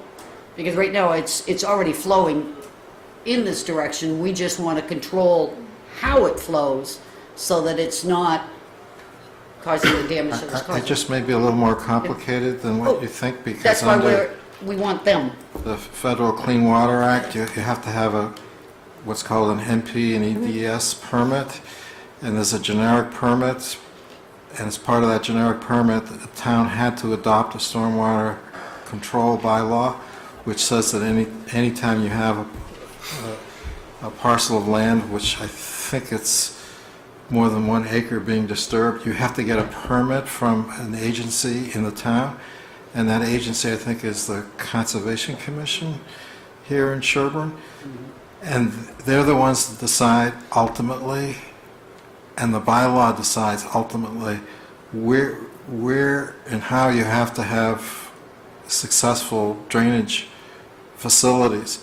So the engineer needs to somehow connect with the standards that the Conservation Commission has, so that he's not Yes. working off of something that's He's not gonna be theoretical. working in a vacuum. He's going to be working with the town as far as, that's one of the reasons why we hired the fellow that, we like to hire the fellow. Right, exactly, and again, it's not like this is a new building site, we're gonna put an addition on our house, and we need, the Conservation Commission to determine. We're pretty much limited as to where we can run any drainage through here, we're not gonna be moving people. And so we're limited as to these lovely cart paths that we have in the Locust Abs, and we just need to make sure which is the best route. We're not qualified for that, we need surveying. I think you've got a pretty compelling story. The sentence in here caught my eye. After several tries, we were able to get an estimated bid of about Yeah, it took a 30,000. while. What's It took us happened 4 there? months to Phone get an calls estimate. of, have you been out there yet? I mean, we did the site walks, and we were waiting to get, we need the figures because of these meetings that were coming up, and, that's all. David, have you been involved in this one? Nope. No, it's, the engineering and design is exempt, so we could do an RFQ process, that's a request for qualifications, and then them pick whoever they want to use, but they've already found some engineers who are willing to do it, so it doesn't really require a process, but when they go out to bid for the work, it The would. two that we've talked to have both done a lot of work in the town already, and are people that work we in the had town, like. Dan Merricken and GLM. But I GLM. would be involved when it comes Yeah. time to contract He's the one that. that I have gave to us the imagine you've 30. seen this kind of thing in your So- experience. GLM never got You back must know to us. people who Yeah. can do There this. there might be others. Yeah. Chuck, do you have any questions? They've No. had other. Okay, similar I had some questions. I'll preface by saying, it's a great presentation, Susan. Yeah, no, it's very compelling. It's very clear that you need some drainage improvements. I guess my question is, you've done hundreds of thousands of dollars of work up there, you said, to clear in recent years. We can see the results of those work, but those drainage improvements have been needed for years. So why didn't the Cemetery Commission use the hundreds of thousands of dollars to do the drainage improvements? Because I think really it was when the roads all started to fall apart that we became more aware of it. Up until then, the water's just been running where it runs. I mean, we used to go up there, like before the Memorial Day Parade, with rakes and get the rocks off the road because they'd wash down. Rita Feddersen used to go up there all the time and have to actually take the rocks because everything would just wash down on the road. I guess the other question... It's 150 years old, and the water's been running for 150 years. I know, but 149 years of that, and then you cleared an acre up there, and now 150 years, you want the town to spend $30,000 on a study and then pay for drainage improvements. And I guess, that can't be corrected now, that money's gone, but I do have the question of why we cleared new lots instead of fixing the drainage. I like to, Go ahead. I'm newer, Yep. not as new as Sue, but I'm sort of in the middle Okay. as far as longevity goes. Yep. But, That's why we sat you there. I came in when they were beginning to finish up the leveling of the new area. And in part, you have to think that each town must provide a cemetery, a place for burial of its residents. And we're very unique in that we have space, open space right now, that once mapped and once marked, we will begin to be able to utilize for the residents of the town. And that was conceived as a priority. And it turns out now there are other towns that are having really tough times as far as finding space. So we're in a very fortunate position there, so I think we invested in the right order.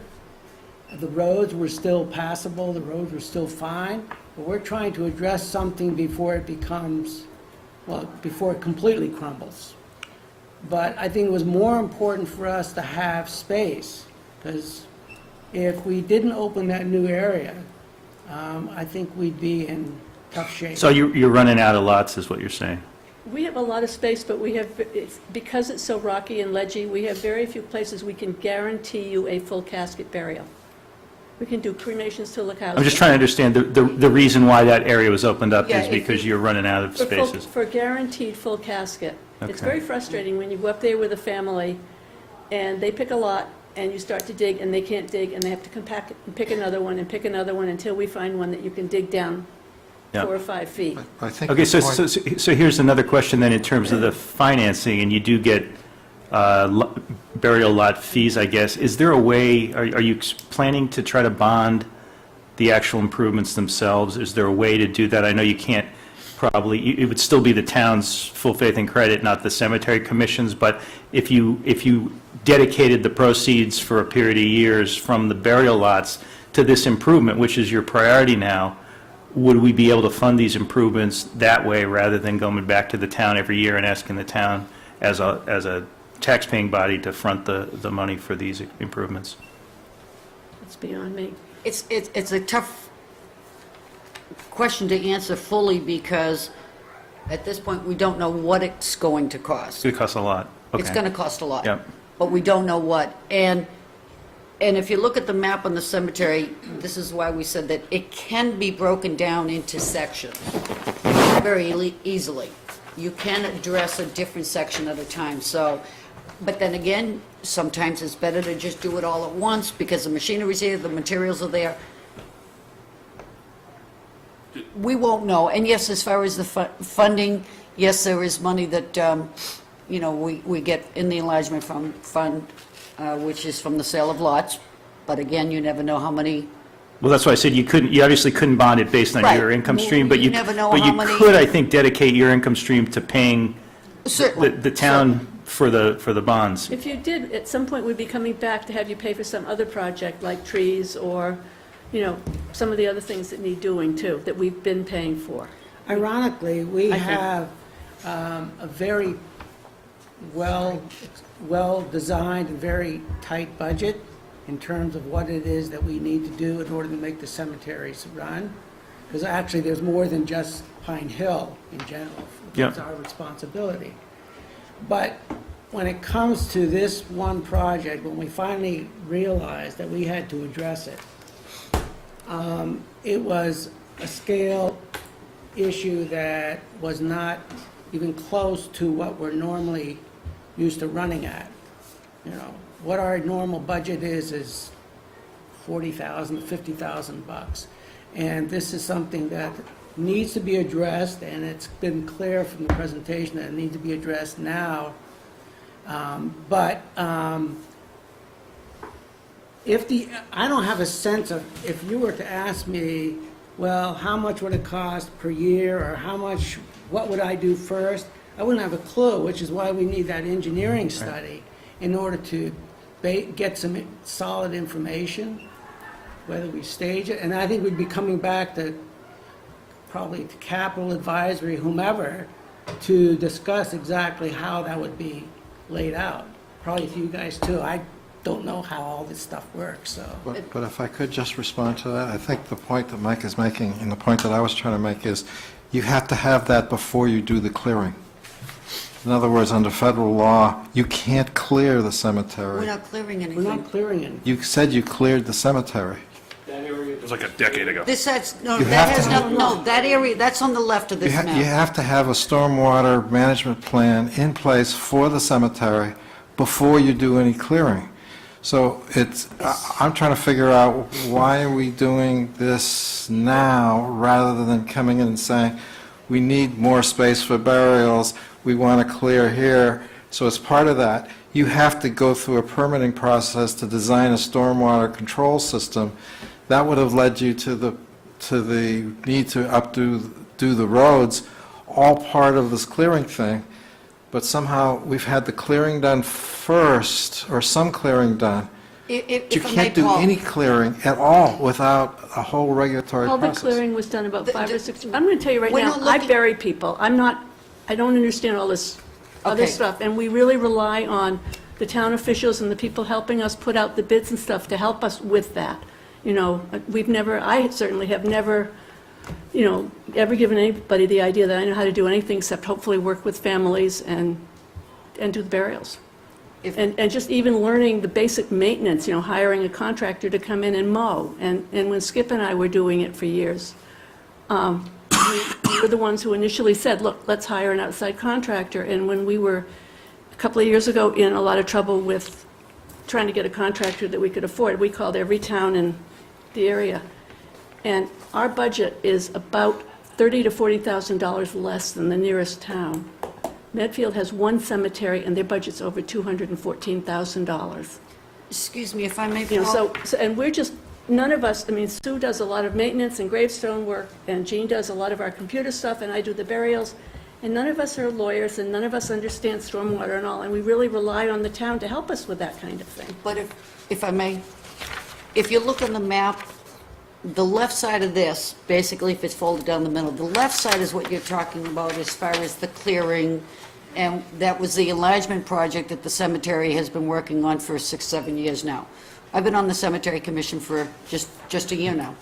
And this is not anything that we're talking about tonight. There is no drainage issue here. What we're talking is, this is, on the right side, this is all the existing cemetery that goes back to 1852.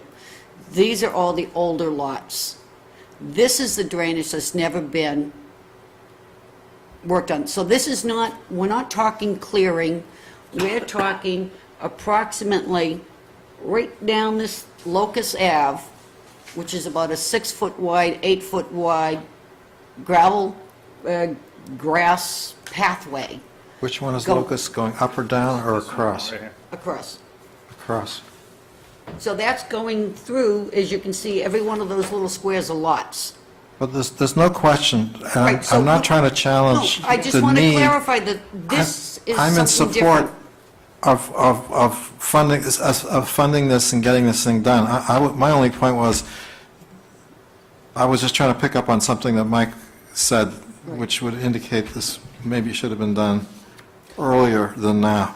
But whether it should or shouldn't have, we are where we are. It's water under the grave. It's water down the Oh, road. it's not under the grave, it's through the grave. Really?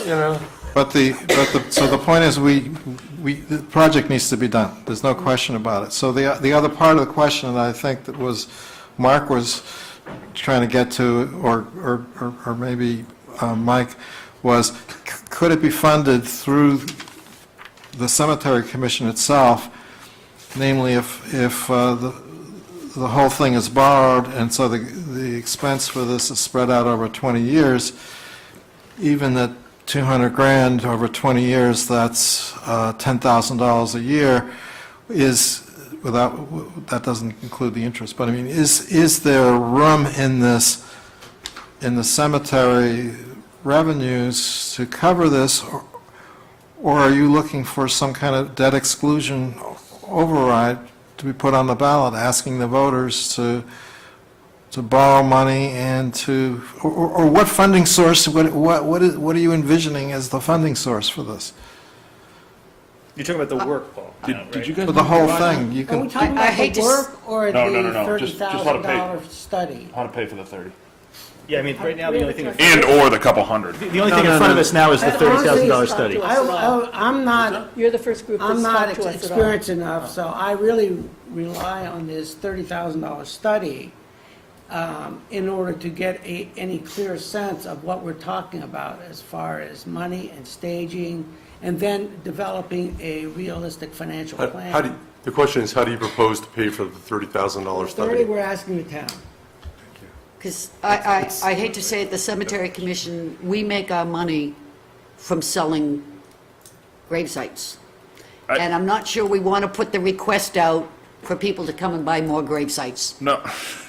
No, you should. Yeah. And you can, we also. Bedfield's is nice, but it'll Yeah, get full someday. yeah. Some years it goes up and some years it goes down, and I'm sure that the finance officer could look back through and see how much we've gotten each year from the sale of graves. I This year, think we at this- think it might be I as much think as at this 10. point we're up to Some 10. years it's 2, some years it's 6. It's, because it depends how many people buy. And how do our gravesite prices compare with neighboring towns? We've compared them, and I think Paul asked us a number of years ago. Pretty much to average be was sure that right we in. were at the top. And we doubled our prices, and we were the only other cemetery at the time that was equal to us was Edgehill and Framingham, and everybody else was less. And are there any grants available for this kind of thing? We don't know anything about that, you know?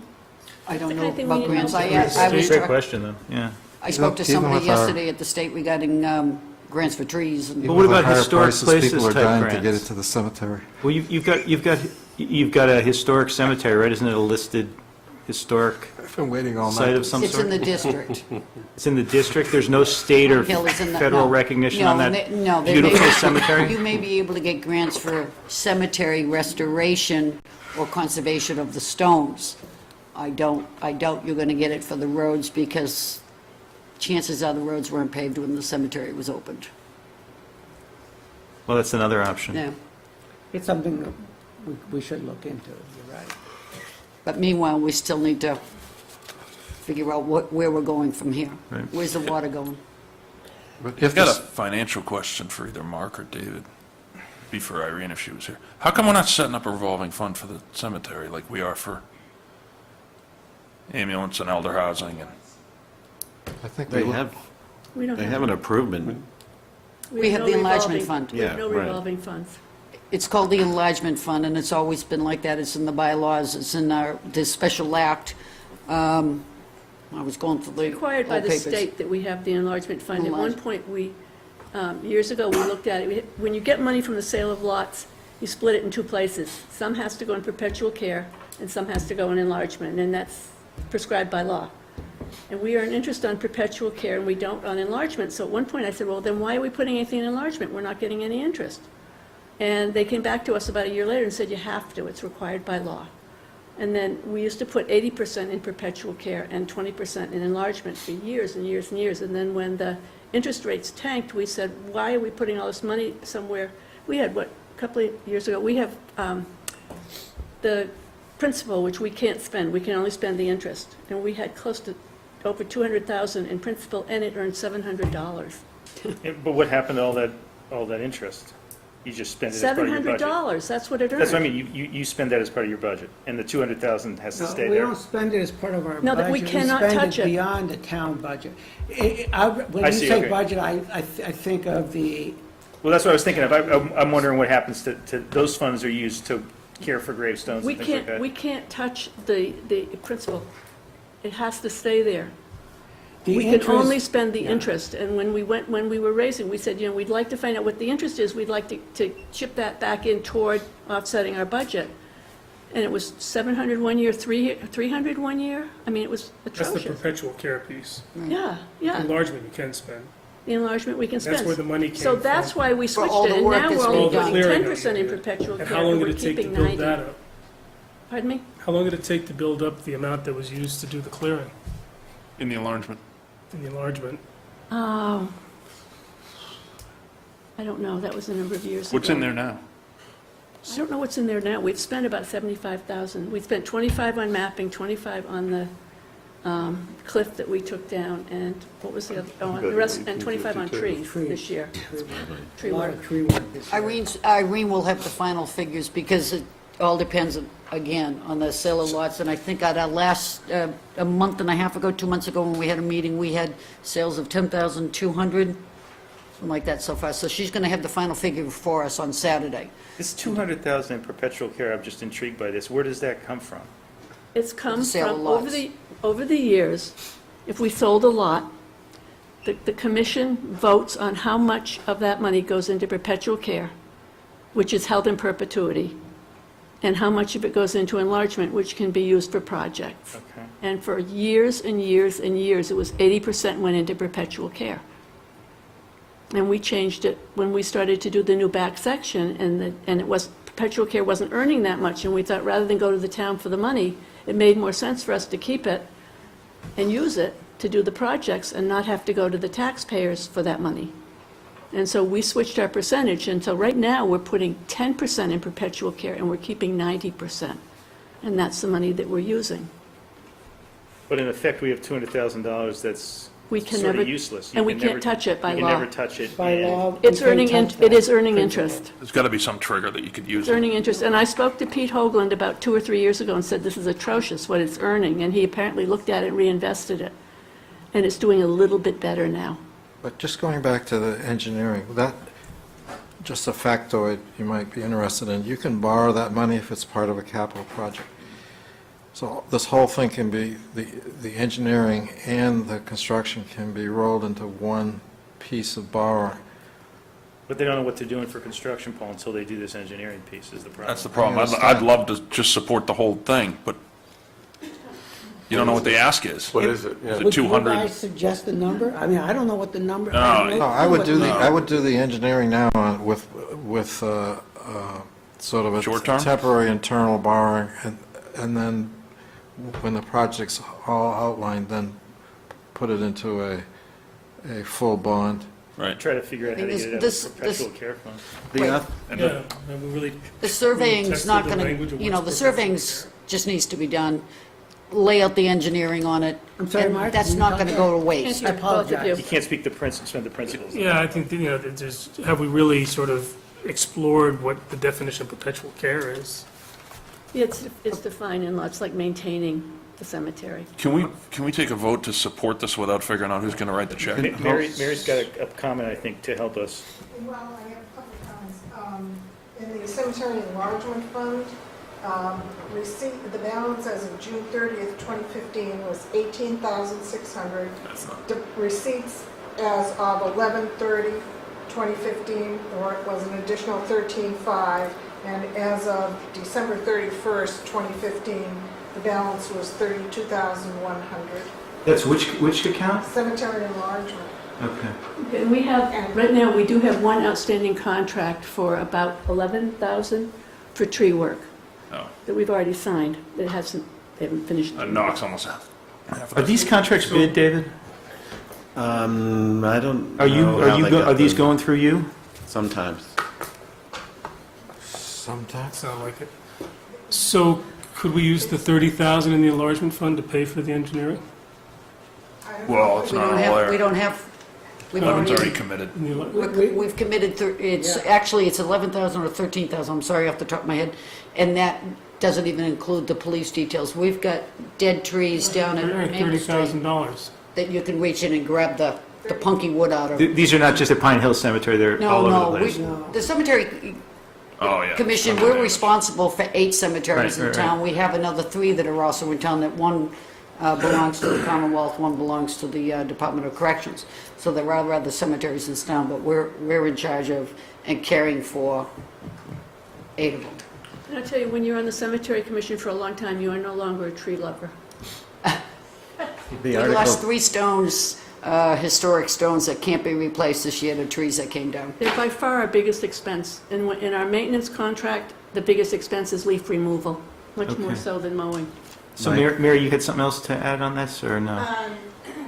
More a question than anything else. So we'll be, obviously, we've heard your presentation and so forth, and we'll be voting on Saturday. So supporting it is one thing. It would be, as we fund things this year, we're doing some from revenues, we're doing some from free cash, and we're doing some with borrowing. And so, if there's a feeling among people of how they might like to see that go, they'd be interested in hearing it. This article says to raise and appropriate or transfer from available funds. There's no authorization for borrowing. Oh. We haven't I signed thought- the warrant Yeah, yet. and I Well, we didn't thought we put talked that about in, adding somebody that else did. into something. To all of them.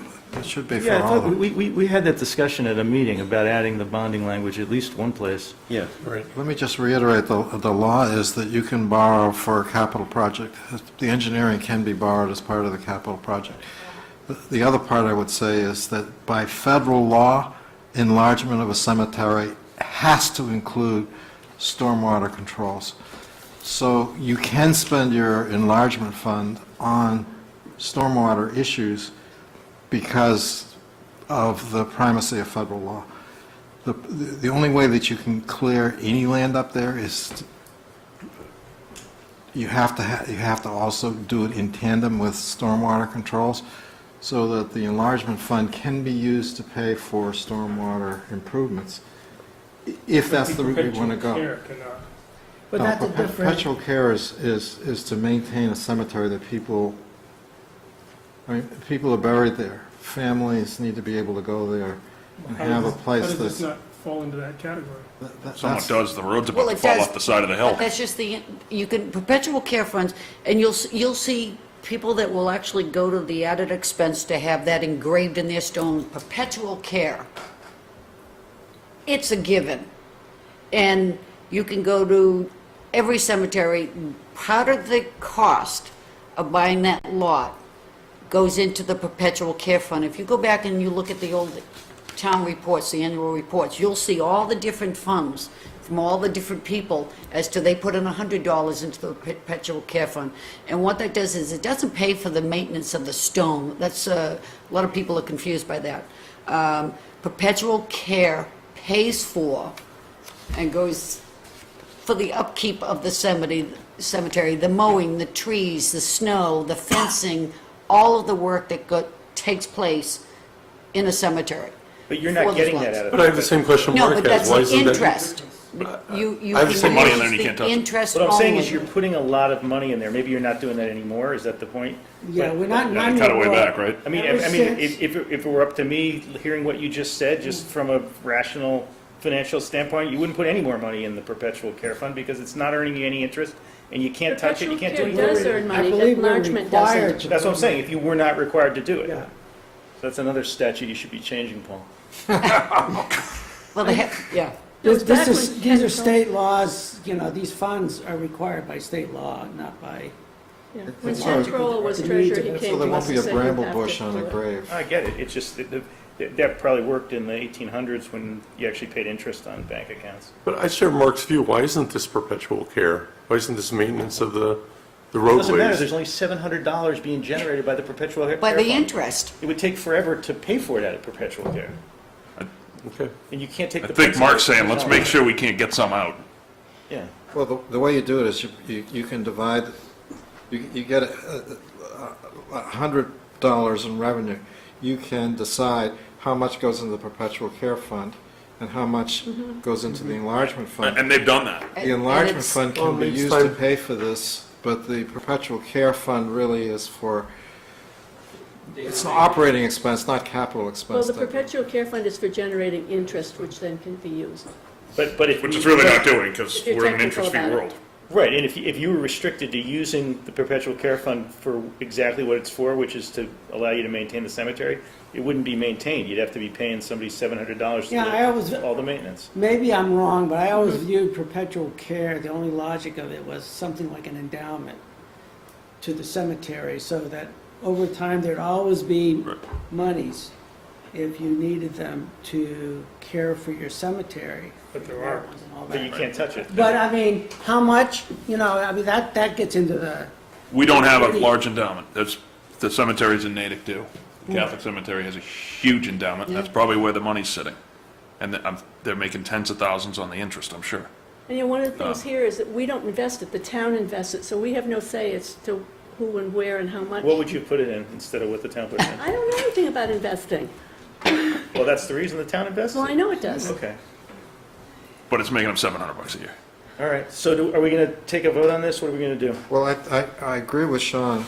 This has to be done. We need to support the Cemetery Commission. They're right to bring it to us, and it's probably overdue.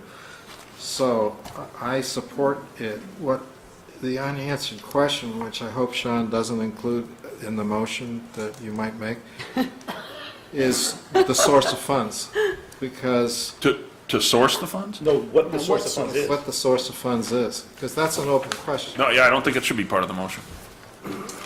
And I'll gladly second the motion you're about to make. I mean, I'll move. I don't know how to word it. Just but- move it. Yeah, So moved. We want to move to support Article 12, subject Right. to a determination of how it's going to be paid for. yes, that's exactly the So motion. moved. Okay, we have a So second. I are we second going to amend it for the borrowing?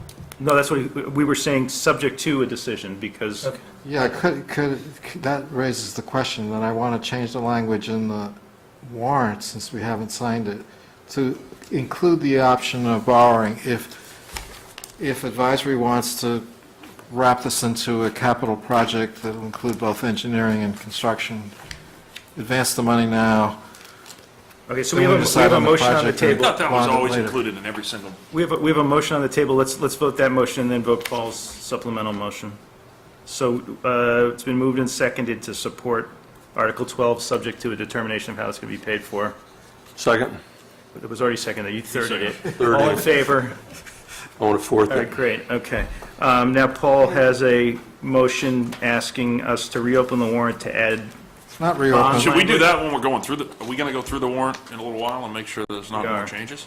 Yeah, it's not reopening the warrant, it's that the town administrator has put on the agenda the one final read of the warrant to pick up Gotcha, okay. typographical type of errors.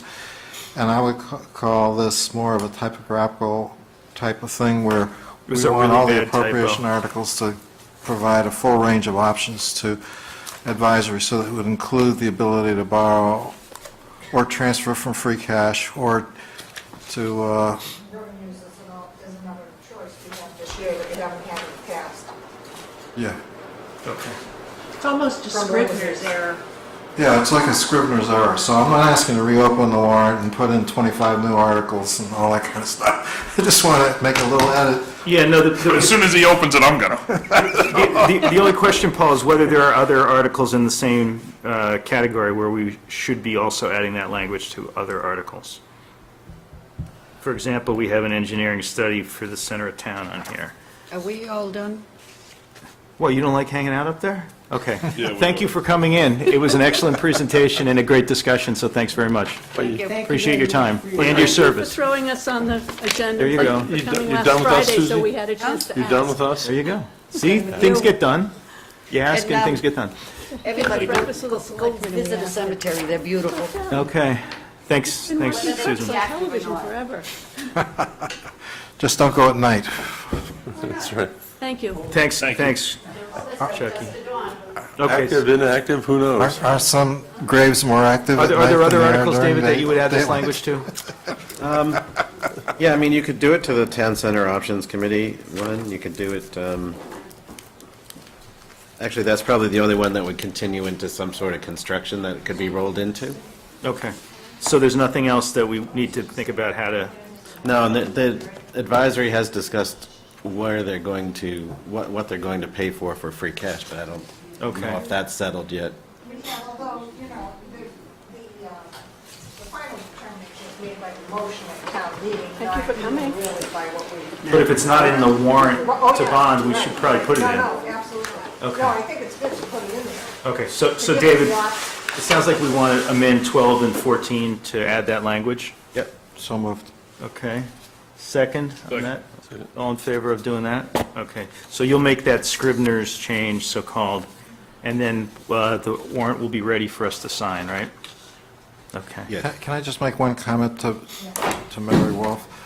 We can't wait till town meeting because we have to put a ballot question on if there's going to be a debt exclusion. In other words, if you decide you're going to borrow money and you want it as a debt exclusion, we have to have that well before town meeting because we have to issue the warrant.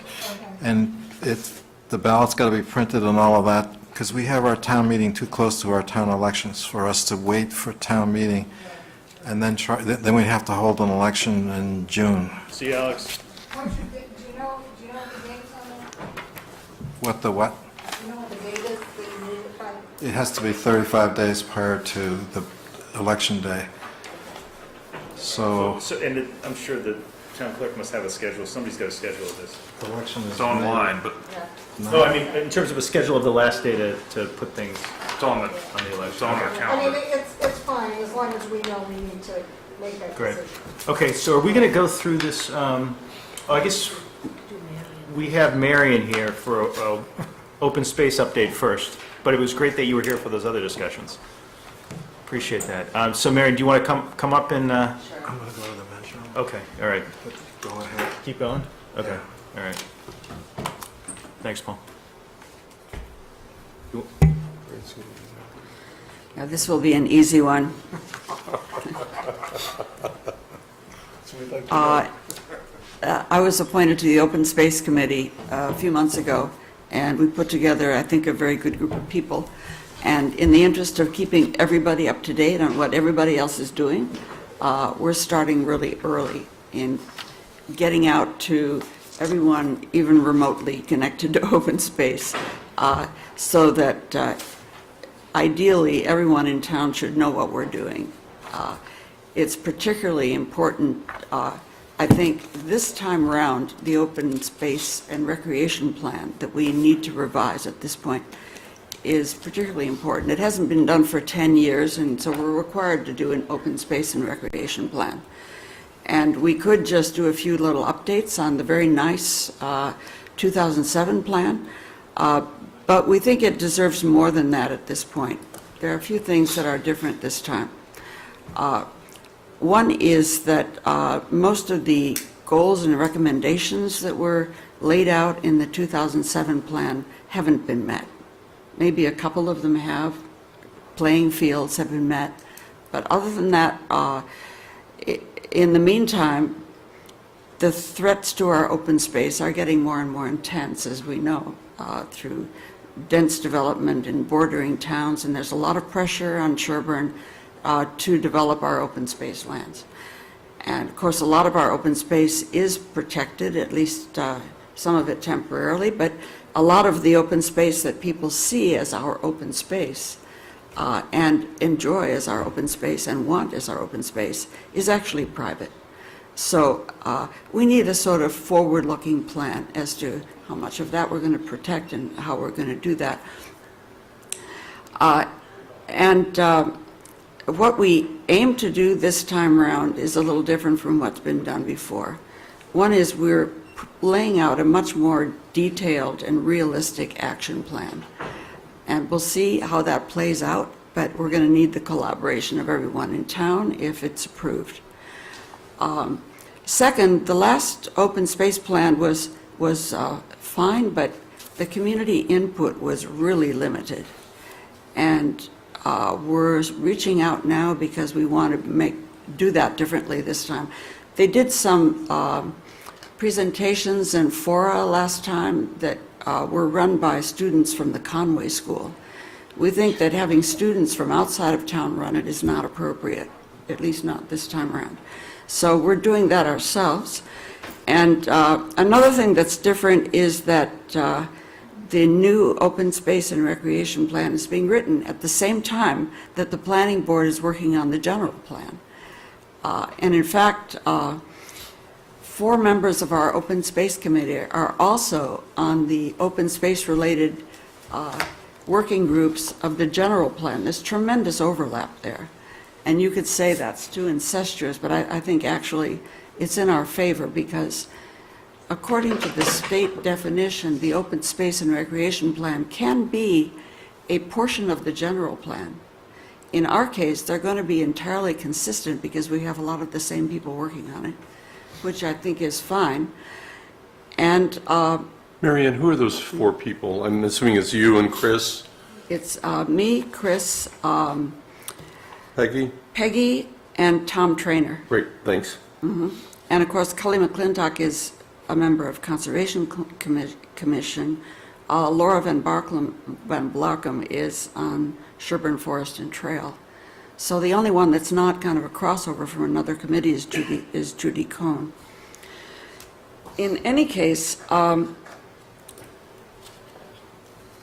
the open space related sections of the general plan have come a long way. We're almost finished with a really good draft of those.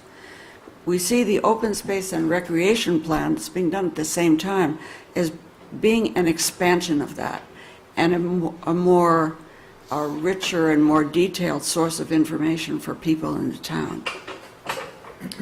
That brings me to another thing that's going to be different this time in the open space and recreation plan.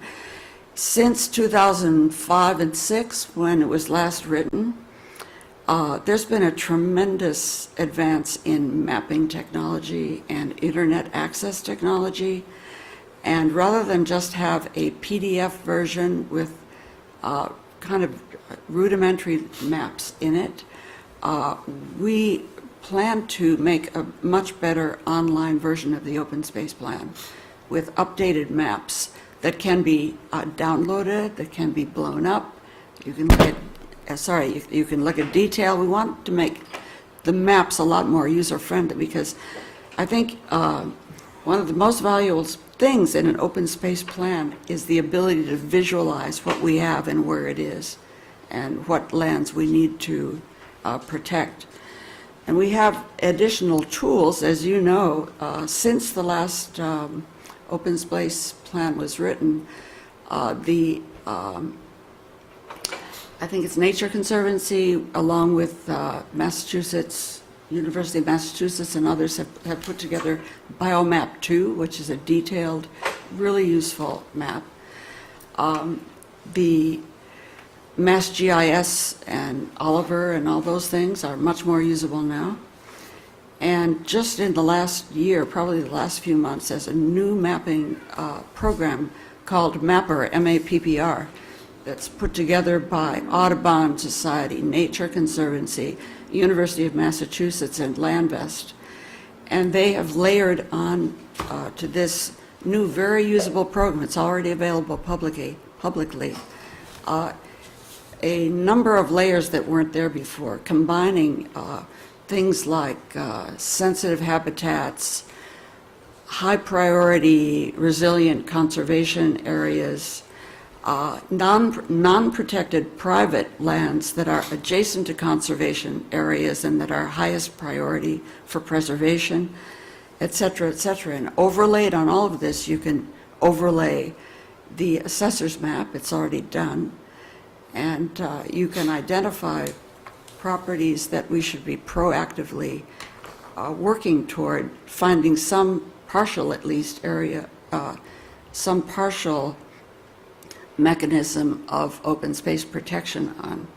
In fact, you can move your cursor over a particular property and all the information about the property, the owner, everything about it comes up. So it's an extremely useful planning tool.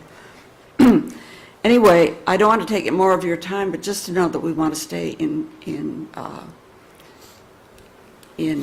close coordination, and as we go forward, we'll be coming back with pieces of the plan that are done, and we'd really like your input.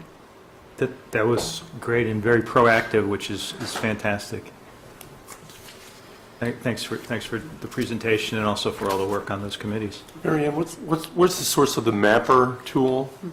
You can go to the Audubon website, it's massaudubon.org, Great, good. and just in the search box, put MAPPR, all caps, and it'll bring up a whole list of articles related to the mapper tool.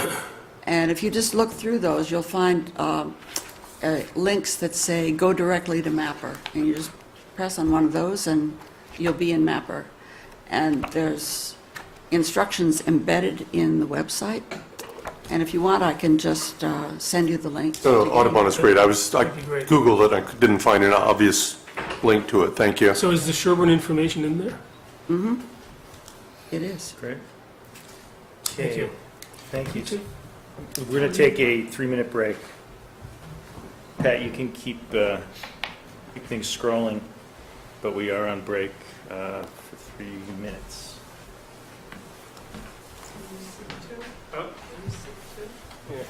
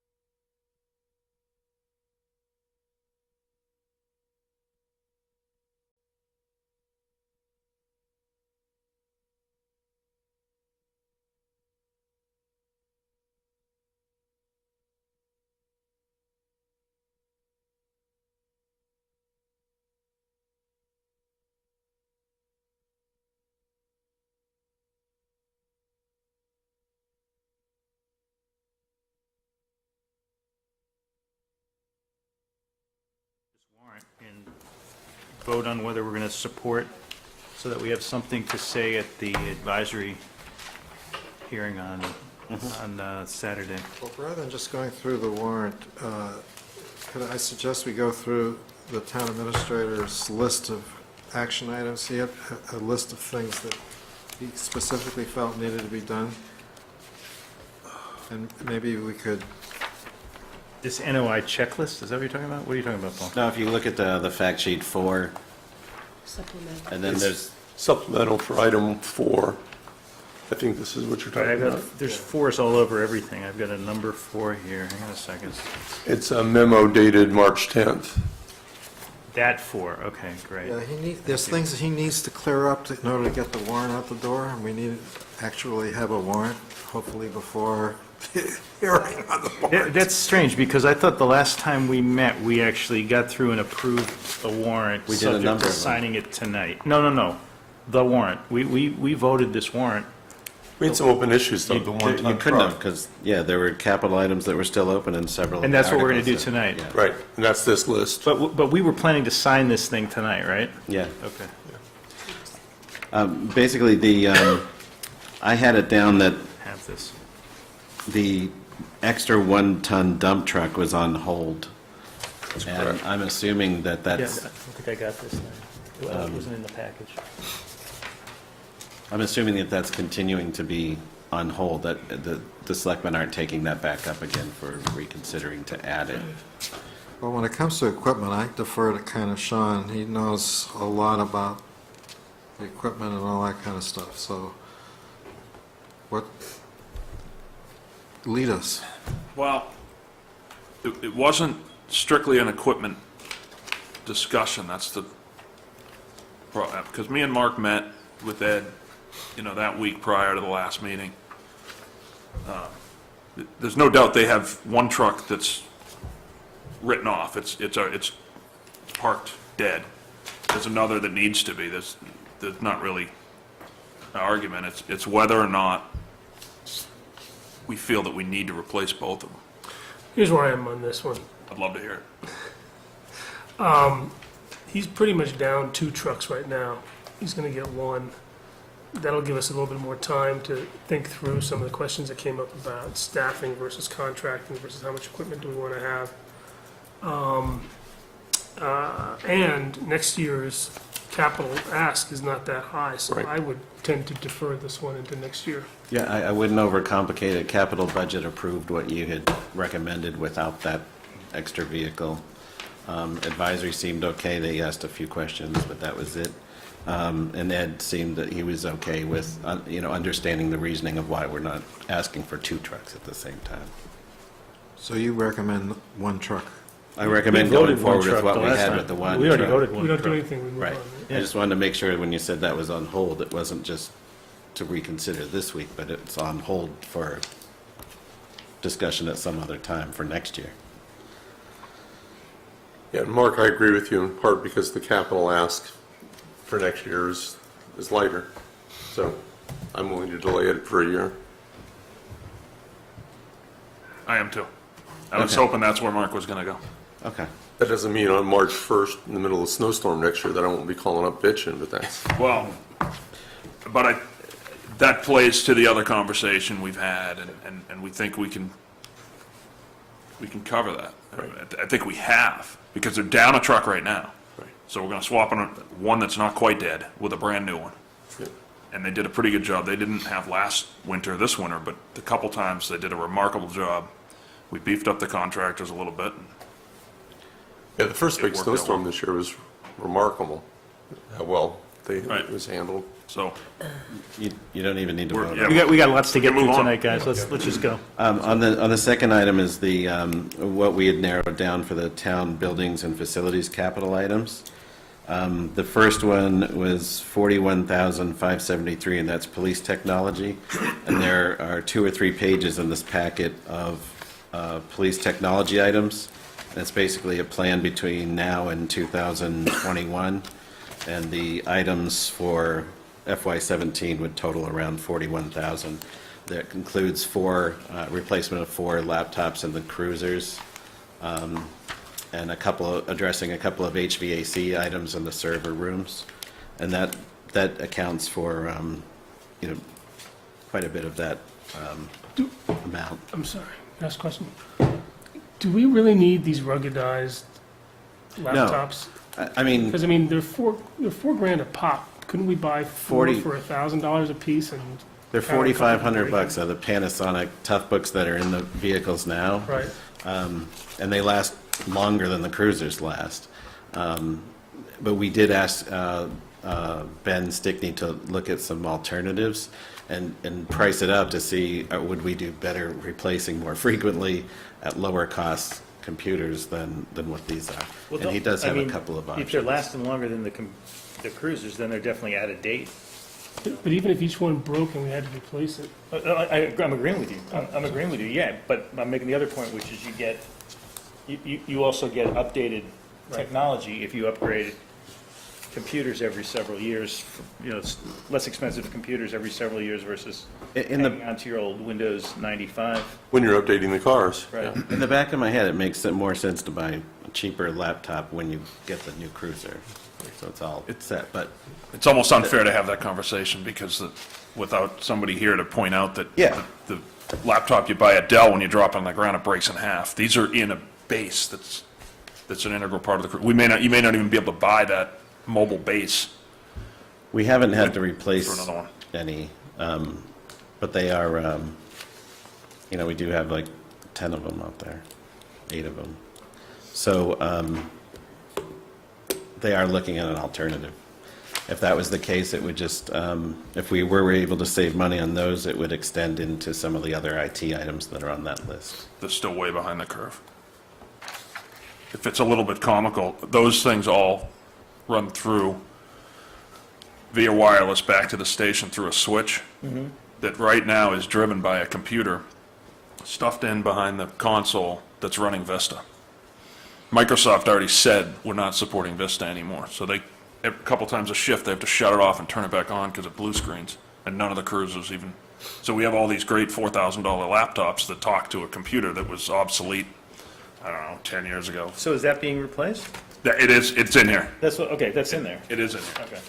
But that's how tight they've been running over there, other than the tough books. They've been running so tight that we There's been throw a- away PCs at home that aren't even Right. that I think obsolete. Mark's point was that the list could be winnowed down even more. Isn't that what you're trying to say?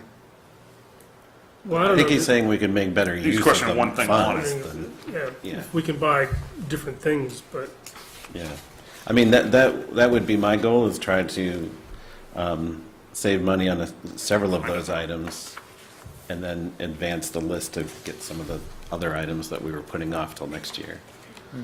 So that what's being requested is the 41,573. If you can look at that sheet, whether you approve 20 or 50, it's just going to, it just depends on how much we can chip away at it.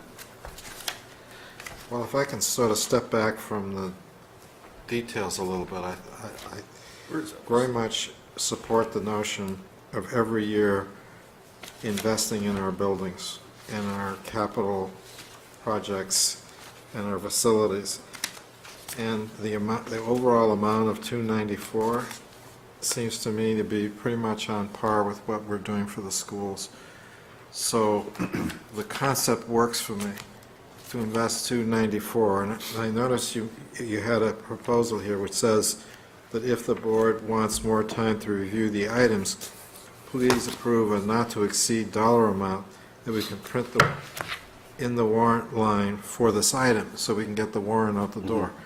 And that seems to me to make a lot of sense. The dollar amount of 294,589 seems like a good amount. It's again consistent with everywhere else.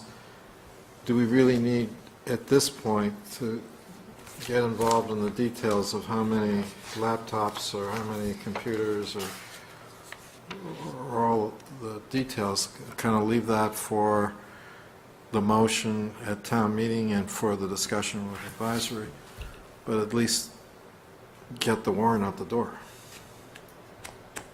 Where did your roof number come from and things like that? Have you done bids on these already? They're in here. I see them. The I'm roof, just wondering, is that a bid price, or what is that? No, we called a couple of vendors to come in and give us an estimate, but it hasn't been bid. Okay, so, but that's a representative estimate, is what you're Right, saying? right.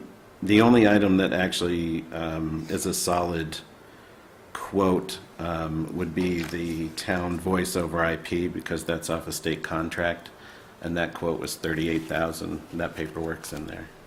And what's the other 2,000? Excuse me? What's the other 2,000? It's 38.5 something, and I just estimated extra running into something. Yeah, I mean, okay, all right, fine. And then the alarm panels, actually, we have quotes for each one of the buildings on those, and those are off state contracts as well. So that number that rounds to 16 is an exact number? 168016? Yeah. Okay. It's just funny, we're rounding some numbers, even though you know the number, and we're doing other ones down to the dollar, and we're not quite sure what we're doing. Yeah, with the voice over IP, I figured there's a high likelihood of, once you open up and start pulling wires and rewiring everything, that there could be other There's items other in stuff there. you're going to need. Yeah. The alarm panels, they know exactly what that system is. And, Gotcha, and okay. how many sensors there are, how much wiring there is and everything. So I think Okay. those are hard quotes. All right, okay, so Paul's proposed we just put the number on and leave these items on? Can I make a comment to Paul's comment? Yeah. I completely agree with wanting to put money in there. And I completely agree. These numbers aren't quite vetted enough for me. And if I'm not comfortable with some of the town building numbers yet, it's going to be a hard sell, I think. Are they high or low? No, I just don't know. I don't know. You don't even know if they're high or low? So in other words, do we know if this 294? No, I think, It's high I enough? feel comfortable with the 294. I'm not comfortable pinning it to certain line items right now. I'm not comfortable with how we're going to administer this, how we're going to... We've tried voice over IP 3 times and failed, flat on our face. Once, at least once or twice before David was even here. It's not that complicated, so I don't know why we Apparently didn't it get is. done. Okay? We've failed 3 times, so we're pretty good at that. Yes. I'm not I don't have any Good confidence in ideas. this yet, other than we should be spending this money. I don't understand the process of who's going to do it. Because I've been saying for a decade, I don't know what happened to the guy that used to be in charge of town buildings, but we fired him and never replaced him. We definitely need to do the study with Insight, because we keep talking about how well Pine Hill did. They started with that study. I don't know how many years ago, 3 or 4, probably. Okay, and that's... Part of the and Green that's Communities thing, I think. That's the What's that? $20,000? That's part of it, that's in there. Right, okay. But some of the other line items I want to look at. We've been fighting fire alarm panels for as long as I've been dealing with them in town, and they're a nightmare. All right, as far as an action item for tonight, though, should we leave this? I number agree with here? not, Okay. it should be a not-to-exceed number. I think we should not pin down the exact process of how we're going to spend that right now. Okay. We need to issue the warrant. And so then needs Well, I think everybody's agreeing with you, Paul, so we The don't only have thing to that's in the belabor warrant it. is the one line. It says town buildings Yeah, facilities. so unless anybody disagrees, let's take a motion to leave that number in the What? warrant, okay? So moved. All right, second. All right, so that number's in the warrant, doesn't mean it's the final number, but it's the number This, printed in the warrant. this is making me pretty nervous, though, that when we get to town meeting, we don't have a good, succinct story. I think this is gonna run. Me too. This is gonna run into trouble. I'm saying right now, I couldn't walk in a town meeting and try to help sell this. I suspect it's So- going to change before we get Yeah. to town meeting. Well, I mean, we weren't, Saturday, police were going to be here, and they were going to talk about their leaking roof, and they were going to talk The about... roof's not the their- issue, though. That's And their the- technology list. The fire alarm panels, we have a letter in there that explains what the issue is with each panel. I think the point Sean's making is for town meeting, we need a presentation. It's got to be a good presentation. Yeah, You've yeah, got to no, get I it. agree. Well, no, the roof bothers me. We've been dealing with that roof since before David was here. Yeah, And we have one quote from a guy from Newburyport. Well, that's why I asked David. He said he has. We got the best multiple- roofers in the state, in Natick, here. Nobody's asked me. It was the and I haven't person who looked could at it. show up. This was Okay. in the past week. I'm not comfortable with it because Doesn't mean we have to nobody spend asked it. me my opinion. But this is what happened with the truck last year. If we get a lower bid, we can spend the lower I'm amount. not asking for a lower bid. You think it's going to be a higher bid? I'm saying we've been trying to fix a problem for 5 years. We've failed miserably, and I'm not going in front of town meeting until I'm comfortable with that. And the other thing I would do is, I mean, for all these are pretty significant numbers, and we would ordinarily have separate presentations on each one. I would not lump these all together and try and get this sold in 5 minutes, because it's complicated. I would try and get 5-minute presentations on this. Wait, in this, you want to break these numbers out then on E? That, on 2? Yeah, that would be my Well, recommendation. okay, but we've got 5 items on the warrant, and so that would mean we have 9 items on the warrant. Is that what you want to do for capital stuff? If that's what it takes to get 5-minute presentations, yes. No, it could be 5 presentations to one Agreement with Cory, article. let's do it, then we don't need to do it. Mark, you're not asking for 5 separate votes, Well, that's what I'm trying to figure out. are you? I think I probably am. I mean, if I think about it, having been to enough town meetings, are you willing to let somebody get a bug under in their ear about voice over IP and the whole thing goes down? Well, on the school pieces, there were multiple items, and there's one vote and one borrow. But we do line items. Yeah, but they do a real good job. I understand, but what I hear from the two of you is that we need to do a lot more work on all of these items. Get more quotes, get more justification, coordinate with the departments that are proposing all of these. Get Sean comfortable with it, get Mark comfortable with it. Then when we know what the real hard numbers are, then to have PowerPoint presentations and a much better explanation. I'm going to make a suggestion. You guys can tell me you don't want to do it, but I would suggest we have a subcommittee of Mark and Sean to work with David to figure out what our capital budget proposals should be and how they're going to be presented, and then bring them back to the board. Okay, but we need to issue a warrant. We've all already said, I think, that this 294 number is in there. I think there was a disagreement, I heard a disagreement that I'm good with that he wanted in is just the 294 for town buildings, that is he being the town administrator. And you didn't want that, you wanted the individual items. each of the individual items broken down separately. So I just don't know which way the final warrant's going to go, because we need to have it done. I heard something a little different. I heard Mark saying that a single item is fine as long as it's presented well. And I think the idea of us identifying in a little more specificity what it is, and having a single line item makes sense. Because you were comfortable with, you're comfortable with the school committee. That's what I picked up you were saying. Yeah. At least that. I frankly don't know. Are people going to get tired of voting for these things the third one through, or it's hard to say how to handle it. People can always amend the motion to take out the $20,000 for the whatever, the $40,000 for whatever, right? If it's not going to pass that way. I'll defer to you guys.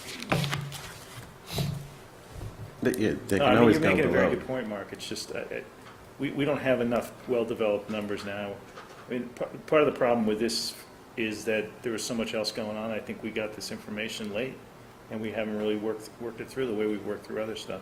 Mhm. And we don't have our finance director here, and it's been kind of, we've gotten like 3 or 4 different numbers. Every time we've seen this, it's been a different number, Yeah. and you've refined it to the point where we've got actually some hard numbers now, but Well, these were in existence from the first time we looked at it, but it was a much bigger number, more projects. And then That's the what I'm last saying. time we met, the number 300,000 came up. So I said, well, we'll do the top priorities that we have for 300,000 that have been kicking around for I don't know how many years. Right. They can kick around for one more year. If you want to put up with just patching the police department roof, we can do that. But No. and we can pull more people Wasn't in saying and that. get. I'm not sure I We- would be willing to do that. You what? I said, I'm not sure I wouldn't be willing to do that. See, that's the first. $168,000 worth of alarm that's panels. That's an alternative. Of not doing, What's that? $168,000 worth of alarm panels is a tough one for me to swallow. it's, And I'm the guy that gets up in the middle of the night and has to fiddle It's a with them 'cause crazy they're not number. working right. But it's a huge number. it's a huge number, and you know, you're looking at just the town hall with $75,000, and yeah, your I jaw don't drops. understand how we have to spend that when we just replaced the panel in the town hall. Didn't we just replace it? No, We replace the parts when we can. where we Okay, can that was get it. parts. there are two that are antique. Then how can we be supporting this then? That's my point. If I'm not comfortable with it, you shouldn't be. Did you read anything about the panels in here? I did, a little bit. I mean, it explains that you can't, the panels you can't get Read about the anymore. police station roof too, and I've never been invited on it. I'm a contractor. Take me up on the roof and show it to me. On what? The police station. department? All right, I like this subcommittee idea more and more. Go ahead. Yeah. I don't know that Mark needs to go on the roof unless he wants to, but. No, Mark's in charge of the other stuff. Could I suggest, now that I hear that this alternative and that some are uncomfortable, if we put something in, we can withdraw it. If we don't have it in, it's out. So for in order to have a product that we can deliver to advisory for their hearing on Saturday, could I suggest that we have the 294 in the Yes. warrant for the time being? And then picking up on Mike's suggestion, we ask a committee of three, not a committee, a work group, because I don't want to trigger open meeting law issues. Work group of David, Mark, and Sean, if they'll do Right. it. To take a hard look at it. And if you come back and say, it's not ready, we can always take it out. But if we don't have it in now, it's not in, it's done. Unless we do a special, but that's still a pain in the neck. I agree. I think, didn't we already move to do that? I think we've kind of discussed to do it, so if everybody's comfortable doing it, we can just do it. I think we're What are you going to present to us on Saturday? One big number. Yeah, well, you know what. well, we may not have a presentation to you on Yeah, I don't Saturday. know. We may not be able to. It doesn't sound like it's baked enough. Okay, so you want support for something that. I'm not sure we're going to be able to ask you for Yeah, support on Okay, Saturday. okay. I mean, how are you going to... Pretty sure we just lost your support right now. Well, Well, it's not, know it's exactly not what the you final want. word. I mean, you can do what you want to do, but I mean, if we come... I mean, I'm not speaking for the committee, I'm just speaking for myself, I'm listening here, and I'm saying, well, okay. Well, David can, can pitch it. He's the one who knows the most about it, but we've got members here who don't agree with that viewpoint and other people who don't know enough about it to have a viewpoint, so. I mean, we're gonna write something in the town, in the letter to the town, make our recommendations based on something, whether that recommendation is going to be we support or we don't support. Well, I don't know how much time you have tomorrow, Sean, but maybe you and David getting together tomorrow is a good idea. Yeah, we might be able to. I have 0 time, but we might be able to. Okay. All right, let's move on. The housing feasibility assessment, David? On that article, we hadn't pinned down a dollar amount. The original request was for $50,000. What I had told advisory was $10,000. There was some, it didn't seem to be a lot of support for that article because the actual goal was not that well defined. And then we heard from the planning board not really supporting that. They would prefer that it be delayed until after the master plan is done. Anybody against that recommendation? I think it's an interesting idea that it's not ready to go forward, so the proposal would not to be to fund it at 50,000, but to fund it at 10,000? No, actually, I would recommend taking no action or pulling it out of the warrant. Boy, I'd hate losing another year. I'm more comfortable funding it for $10,000. Just it's a group that's been out looking, and it's a really interesting idea. I just don't think it's ready. Well, the reason that it's going to get killed is because it comes up, people say, why are we doing this when we haven't done the plan yet with the planning board? We've done the community compact for housing study. We're just signing the documents for that. We can probably roll the same purpose under that community compact. I think we talked about that.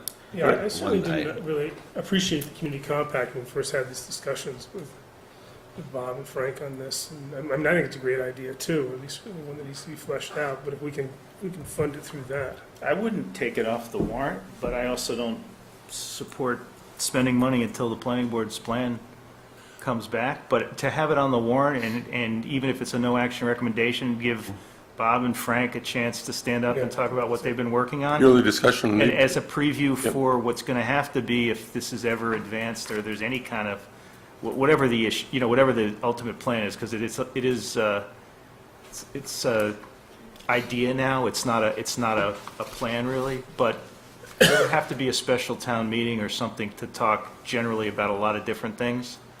And it's much this more could be on concrete that. than the annual plan. I acknowledge that fitting into it makes sense, but they've done a lot of work with it, and I fully support having it discussed, because it's not ready for an up or down vote this year. I also don't know what we would be spending the money on. That's part of the issue.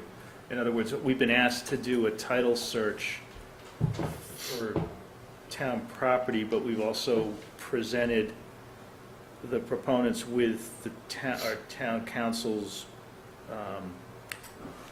advice on how you would go about determining whether a town parcel can be used for some other purpose. In other words, there's a whole legal process for doing that, and they need to go through that process if that's what they're proposing. And it starts with talking with the people who have care and custody of the land. So, Yeah, I'm not comfortable removing it, though, because I think it needs to be discussed. I think there's support on planning board, maybe not this year, but I think it fits in with generally their concepts of smart growth, so I would at least leave it on.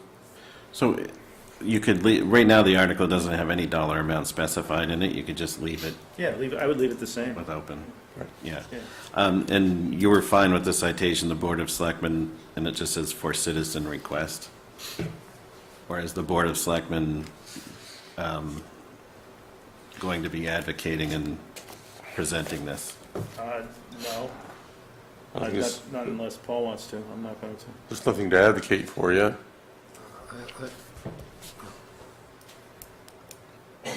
I'm concerned that we can't, the land that they want to use can't be used for it without an act of the legislature. You'd never get that act of the legislature.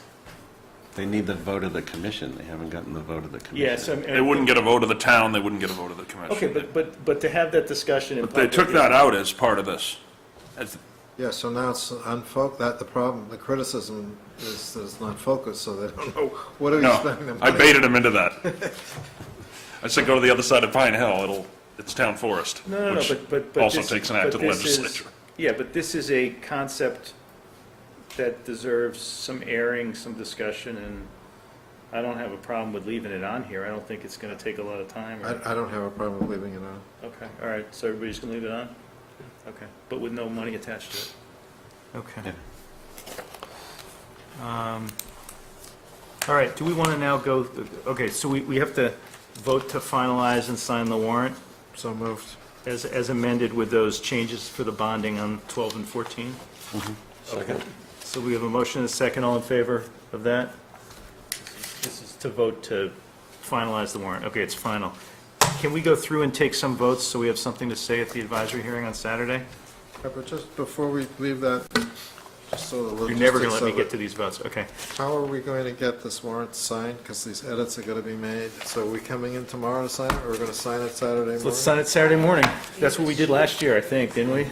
Yeah, I'd rather you sign the edited version than sign just a blank page, which, Yeah, bring it to us Saturday morning, have it ready, have it perfect, proofread 3 times, and we'll sign it. Okay. Okay? the Scribner will bring it. I'd prefer proofread 4 times. The Scrivener, yes, have the Scrivener do it. Perfect. The town Scrivener. Okay, so let's see which ones we have to vote on. That's the next page? Yeah, well, that's right. It's the top of the next page. And that list, Well, you can go that's his down. list. You can go Well, down I'm through the chairing the meeting. checklist. The ones that we haven't taken action on, he's kind of put together for us. Which ones we haven't taken action on? The There- ones on the bottom?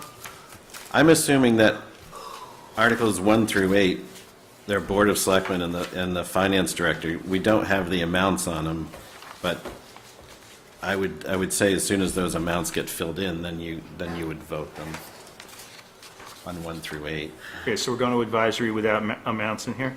Because we don't know what those amounts are from a budget standpoint yet. Okay. And then you have the capital items, we've already done those. So that brings you up to number 11, which is the enlargement fund for cemeteries. I don't think that was actually voted. So David, let's just go through so we have a complete list, because I'm probably going to be the one who's conveying this at the meeting. So starting with 9, we voted to approve all of these? Yes. Okay. And we've got some quantum of vote on those. I just can't Well, remember what the votes were. One's listed as hold, and we're just taking that right out. It's taken out. Okay, fine. Number 10, You voted that. we voted to support that. Number 11, Cemetery Commission. I think did we just do that? How No. does that relate to the number? You didn't Mary? vote Just- that one. This is, Just spent half an hour talking about the enlargement fund, and I don't understand what this number is, and how it relates to, As I understand it,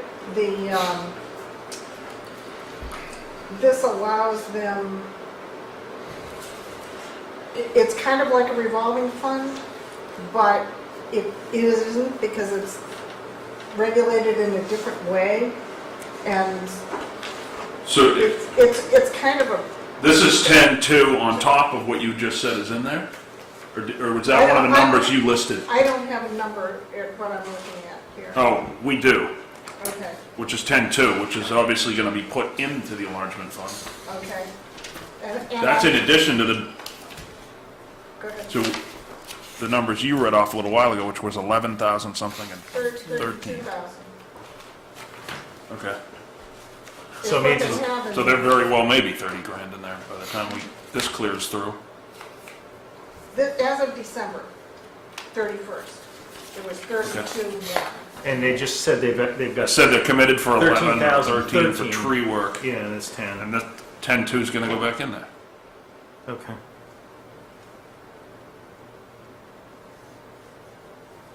All right, great. That's the most current number I All right, have. so we support that? Is that the idea? We need to vote on that? Number 11? Move approval. Second. Okay, all in favor of 11. Great, good. We made some progress. 13, this is the environmental consulting item, $35,000. Did we actually vote this before? I thought we voted it, but Thought so. David? I don't have it as being voted. Okay, does somebody want to make a motion? Second. Okay, all in favor? Well, you're in favor of this one, right? Okay. 20,000 for the town center public water system and septic systems. Is that one we need to vote? Did we not already? That's Roger Demler's, right? Yeah, that's Yes. Rogers. Again, I'm not sure we voted that ever. Yeah. Okay, so I'll move to support that. I'll second it. Okay. Any discussion of this one? Okay, Is he going to present on Saturday? Yes. all in favor of this, Article 14? Chuck, are you in favor of I 14? am. Okay, great, thanks. And Mark, you were also? Yes, I was. Okay, thanks. 15, So we just talked about. this is the town center one, okay, we just talked about, leave it on, but we don't support spending any money for it, so we vote no action. Okay, Did you vote no action? okay, move to vote no action. Second. All in favor? Okay, great. $10,000 for the Colleen study of town government. There was quite a bit of interest in that. Okay.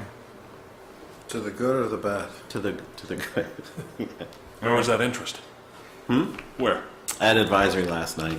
Okay, great. Excellent. So let's see, do we have a motion to support that? I'll move to support. Okay. I can. Move in It's the second. Colleen article, so. Okay, why you- don't Actually, doesn't he have to? I don't see my name on there, but, Doesn't he have to recuse himself? It's his, well, only if my name's put on it. okay, so it's moved in second, and all in favor of that one? I just want to get out of here, so, let's get through this. This is the charitable license one. I know we've talked about this before. Did we already vote this one? Yeah. I think we did. I don't think you voted when, you had wording and you voted to add it to the warrant, but there wasn't a specific Okay, vote all in of favor support or not. of supporting Second. this one? Okay, great. I can explain it, or supplement anything that you do to explain why and how. Okay. This is the Town Administrator's Procurement Officer article. This helps clean up some of the language for, so that some of those exemptions under state law don't get biased Move approval. with some of these It's contracts. basically cleaning up the governance Second. task force Okay, language. all in favor? Chuck, you in favor? Got a question for David. This isn't, no, this isn't the governance task force language. Isn't this cleaning up the chief procurement officer language from the town administrator? Oh, yeah, it was in there. Yeah, I'm in Right, favor of right. this. Yeah. You okay with this? Yeah. Okay. Great. So that makes it 5-0, I think. Yep, Because that's 4 of us good. voted yes. Yeah. We definitely voted on 19, Great. if there's no record of that. What did we I know decide? We had to, that Oh, was this when- is the recertification when the Yeah, assessors came in. that was Yeah, during the right. presentation. Yep, we were okay. Insurance proceeds money under the terms of the fire physical damage insurance policy. How We much voted is- that, right? Article 20 is, we don't have any amount. This is, the amount? oh, this is just so we can. This is for the truck that In burned up, so general, we can take it. we can spend any Right. kind of Right. insurance. You have to have a specific amount. You can't just make a motion to spend Do we- unlimited proceeds. I So don't, what's our But motion? we're going to support it. We can vote to support it tonight, can't we? Oh, Without yeah. the specific number? Okay, so Sean's made a motion. We have a second? Second. Okay, all in favor? Great, okay. you do have to specify an amount in the motion. Yes. Yeah. All right, I think it's 72,000 is what we got. okay. Ambulance Reserve Fund, did we support this one already? This was the one Neil explained to us. Okay, all in favor of supporting this one? I don't think there's a lot of controversial stuff on this. 22, this is recreation funds. What are they asking for, David? Revolving fund. Yeah, Just the it's revolving the full fund. Just to amount. create it, Irene wanted to do it. That's right, okay. Yeah. So we in favor of this one? I have a question about it. How large is it likely to be? Because I understand the Recreation Commission is talking about putting in artificial fields. That's only, this is for operating, This is a revolving fund only for operating. only for operating. Great, then I'm in favor of it. Includes operating fields, though. I think it's been presented to them, right? It has. We are, I can't speak, we haven't formally voted. They have submitted a budget to the operating budget that would, the idea was not to have them in the operating budget, but to set up this reserve fund, revolving fund rather. Now they've submitted a budget to operating, and it's my belief that that will probably be supported. Okay, I don't. And capital would be outside of the That's fund. correct. I- But they I'm have not to sure I spend- understand that, but that. I think the full amount of They this have- article is the full balance of their No, well, reserve there's that a they different had. thing there. There's the capital article, they're required by law to spend the amount of money except for a possible $10,000 that they have accrued. And this is to allow them, or one of these articles, I get Okay, this is 22, we're talking about available recreation revolving funds for operating recreation programs, facilities, and fields within the town of Sherborn. Right, so this is not a that capital. is the- okay, This is not a that's capital article. Can we just get a vote on this? I think it is, but You think it is? Where does it say operating then? It doesn't say anything about it's for that. the operating recreation programs. I think this is the one that they get to spend their money, isn't it? Yes, but when they were here, I raised the issue that's being discussed here about capital projects, and we changed the wording so that it was clear. They were creating a revolving fund to operate recreational programs, and part of that was to maintain the fields so they're mowed and things like that. That's very different than spending $1.5 million on an artificial turf field. Right, I understand that, I just want to make sure that, well, I mean, I don't have to care, I just have to vote on what comes before me, but there's $143,000 that they have in a fund in here that they are supposed to spend. At least, they can keep 10 of it, but they need to spend the rest of it. And where's that come from? And from what they've collected in fees. To Mary's Bank, that's where. Yeah, what they've collected in fees over time. And the way it was explained to us is that those monies have been accumulating. They perhaps shouldn't have been accumulating to the extent that they have without being spent. They're allowed to carry over $10,000, I think. Yes, unless town meeting votes, why don't we put it into a stabilization fund for recreation for capital? No, because then you need 2/3 and all that, right? Yeah, I think David's right. Should we wait till Saturday so we can Yes. vote? I mean, Wow. And we can get it. Okay, I think we're going to move on. Yeah. So we're not going to take a position on this at this point? Yeah. Okay, fine. Enough info. Too vague. I think it'll be okay. Well, as long as it's not voting for turf fields. No, it isn't. With lights. Okay. There's currently a study underway, there's some medical issues about the And we don't need to get No, into we this. agree. It should just come up in We front don't of need the to get town. into that. Let's keep going through this warrant. 23, Special Education Stabilization Fund. Move. second. Okay, all in favor of that? Great, thank you. Elder Housing Stabilization Fund. Move. Second. All in favor? Okay, everybody, great, thanks. We just did the next two. The kennel one we're holding off on because it's not been, the wording's not finalized, so that's that. Thank you, everybody. Now we go back to the list here. Determine what boards or committees we want to schedule for a future Board of Selectmen meeting to discuss articles. Well, I would say it might be recreation unless we find out enough on Saturday. Right. Was there anyone It's else? really Irene that's going to present that, right? Which one? No, I want to hear what the Recreation Committee plans to do with the money. Okay. The structure of No, how their accounts work that's not the issue, is it? No. Well, part of But it that's a chunk of money. is a way, if they meet with us, I can help them try to figure out a way to save the money, otherwise it's going to go to free cash. Right. Well, I've heard tonight about $200,000 in cemetery money that nobody can touch, and it doesn't also do anything for the town because it earns so little interest. And now we've got $100 and something in money that's been allowed to pool up somehow from recreation. I think we Fees. wanted, there was discussion about pushing recreation to use those funds for their operating, and I think that was the intent early on, and they still submitted a budget, but I don't know how much they requested to actually be raised and appropriated. They requested, originally the request was 15, it may go down to 10, which is more in line with their trend of spending.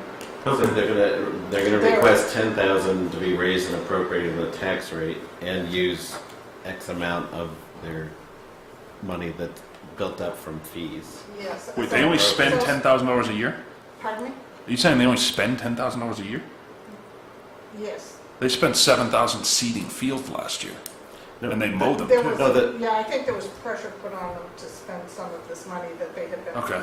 doing. They have the money in that fund that's made up of fees, and their belief is the reason they don't want to use it for those small operating things of the 10,000 is that the fees went in there for programs, and so it needs to go back into programs. Oh, I agree with that, but if they're not spending it, then CM&D is probably spending money Oh yeah. elsewhere on employees and Yeah, maybe we should see what's going on Saturday. CM&D does, they line the fields. If they've got money for Right, the that money programs, should they be going towards spending- that. They should be spending that money, Right. not tax money. Right. really nice fields and potholes on Washington Street. Just FYI. No, that's- Oh, Yeah. actually, They may not This is an issue that goes, Was that? They may not be there. actually nobody from recreation is going to be there on Saturday. Okay, so we're not gonna be able to support it Saturday either. We'll hear what happens. And we don't have enough info. Yeah, We worked out a deal between CM&D Recreation years ago, that part of CMD's budget would be underwritten by Recreation for Right. operating fields and so on. And I'm assuming that that arrangement has been continuing all till the present time. That's what I'm questioning, if that's part of that $10,000. That Seems recreation like was there's $10,000 underwrite worth of mowing, if CMD? you just, No, there's no money. There's money from Woodhaven that goes back into the general fund to supplement CM&D operations, but there's not a money going from recreation back into the general fund to It's supplement. supposed to be. And Paul's right that there was supposed to be, because this has been going on forever. We worked out a deal. So the whole point, CMD would provide the mowing and the striping and that's- all that work for the fields. exactly my point. The fees collected was supposed to go ultimately to CMD to pay for that. All right, guys, it's 9:30. Do we want to do anything more tonight? We started only- a half hour late, but we kind of lost track of time. The last item is the TRC proposed scope of work, and that's to continue with the consulting regarding the general chemical, and this scope of work is for $12,000. Well, I'm going to defer to our subcommittee of Mark and I'll recall on that. I'm not ready to discuss it. Okay. You, Chuck? Okay, so we'll put that off, David. David, you have a report, right? Were you going to report on health insurance at all? Yeah, we have reached agreements on the health insurance with every one of our bargaining units, and so that's good, and we're in the process of signing those. We can just have you stop by and sign them, or we can. But we have to vote them? Or we could schedule. You could vote the agreement in general. It's all the same agreement, and then stop by and sign them, or I can bring them Saturday morning. Review each of the individual agreements between now and then, and We don't have it posted on our agenda for Saturday morning. It's not on any agenda here. this agreement is to hire my company. So I got to recuse myself, right? Yeah, you would recuse yourself. David, I think what we need to do is amend the agenda for Saturday morning, and before we start with the advisory committee, vote to sign the contracts and then agreements. sign the contracts. Okay. Okay? yeah. Just remind us to do that. The only other thing on the town administrator report was there was a tree removal hearing from the planning board that's been continued to March 23rd, and this is in regards to the cell tower on Lake Street. So we had a poll location hearing scheduled for the selectmen's meeting that's already been advertised for March 22nd, which will be a day before the planning board actually acts. So we're hoping that we can still open up the hearing on March 22nd, and then you postpone or continue the hearing until after you get word. Is there a reason we can't vote to allow the poll placement subject to Yeah, you could, yeah. tree hearing? Yeah. Okay. I don't see why we wouldn't want to do Yeah, that. Gino said that would be okay. I think I'll probably be recused anyway, but, okay. We have a payroll warrant. Can somebody move? And David, do we decide what we were doing with this payroll? Oh, this is your payroll This is warrant. Okay. mine. Very good. I will second that. Second. All in favor? Sorry, I thought it was something else. You skipped selectmen reports. Yes, like, I did skip it, but I didn't skip it for any reason. You go ahead, Paul. Well, two things. This year, the governor has proposed $200 million in Chapter 90 funds, I move we get some. but he also proposed $50 million in addition, for what are called small bridge projects. That is, if municipalities own any bridges, there's a second pot of money for that. So my question was, do any of the roads in Sherborn cross anything that could be labeled a bridge? Yes. We spent a bunch of money fixing Yeah, Number of Goulding culverts. one Street. last year or two. Goulding Yeah. Street was last year. Yeah. So could we, Actually, both sides of Goulding Street. One's a Yeah. culvert. But there's more. so could we then go after, David? could we go after some of that 50 million by putting in a request for small bridges in Sherborn. I don't know who's got an inventory of where these are or what they are, but if we don't ask for it, we won't get it. And Yeah, it would I be a think the supplement. inventory would be based on what the actual definition is. Of a Because bridge. we have hundreds of culverts in town. Right. Some are big. Those ones on Goulding we fixed are huge. I would assume that's considered a bridge. They're huge. Right. Of course, we already fixed them, but there's more. Yeah, well, the idea is every year, Yeah. it's like the Chapter 90 money, every year there's 50 million, but it's not distributed on the basis of road miles like Right. the Chapter 90 funds. It's distributed on the basis of the number of bridges. in the Great, so town. let's put this on for a future agenda, bridge talk. And my second item that I wanted to bring up is to have the board consider and develop a volunteer recognition program. So I was sitting in another town, and they had a committee on committees who were looking at all the different committees. Oh, they're tough list. You gotta find people to be on the committee. And They're conflicted on another committee. one of the things that And you got 30 minutes to get sworn in. one of the things that the Committee on Committees was thinking about was, in order to attract and keep volunteers, people need to be recognized. And so they were coming up with the idea of issuing certificate of appreciation. So let's say you take people who have been serving, you pick any number, like Chucky was talking about how she had served for 25 years. So have somebody go through, pick all the people who have been serving 25 years, invite them in here, and recognize them, give them, not proclamations, but little certificates of appreciation, and recognize that they have served the community for 25 years. And doing things like, and it doesn't have to be 25 years, it could be 5 years, whatever we think would work. It's just a way of telling people, A, we appreciate you, and B, that if you volunteer for the town, you'll get some recognition. I'm going to nominate Paul to chair that committee. Yeah. The Committee on Committees? Thanks for doing that. Well, I think that's a great idea. I think it is. The fire department does that every year.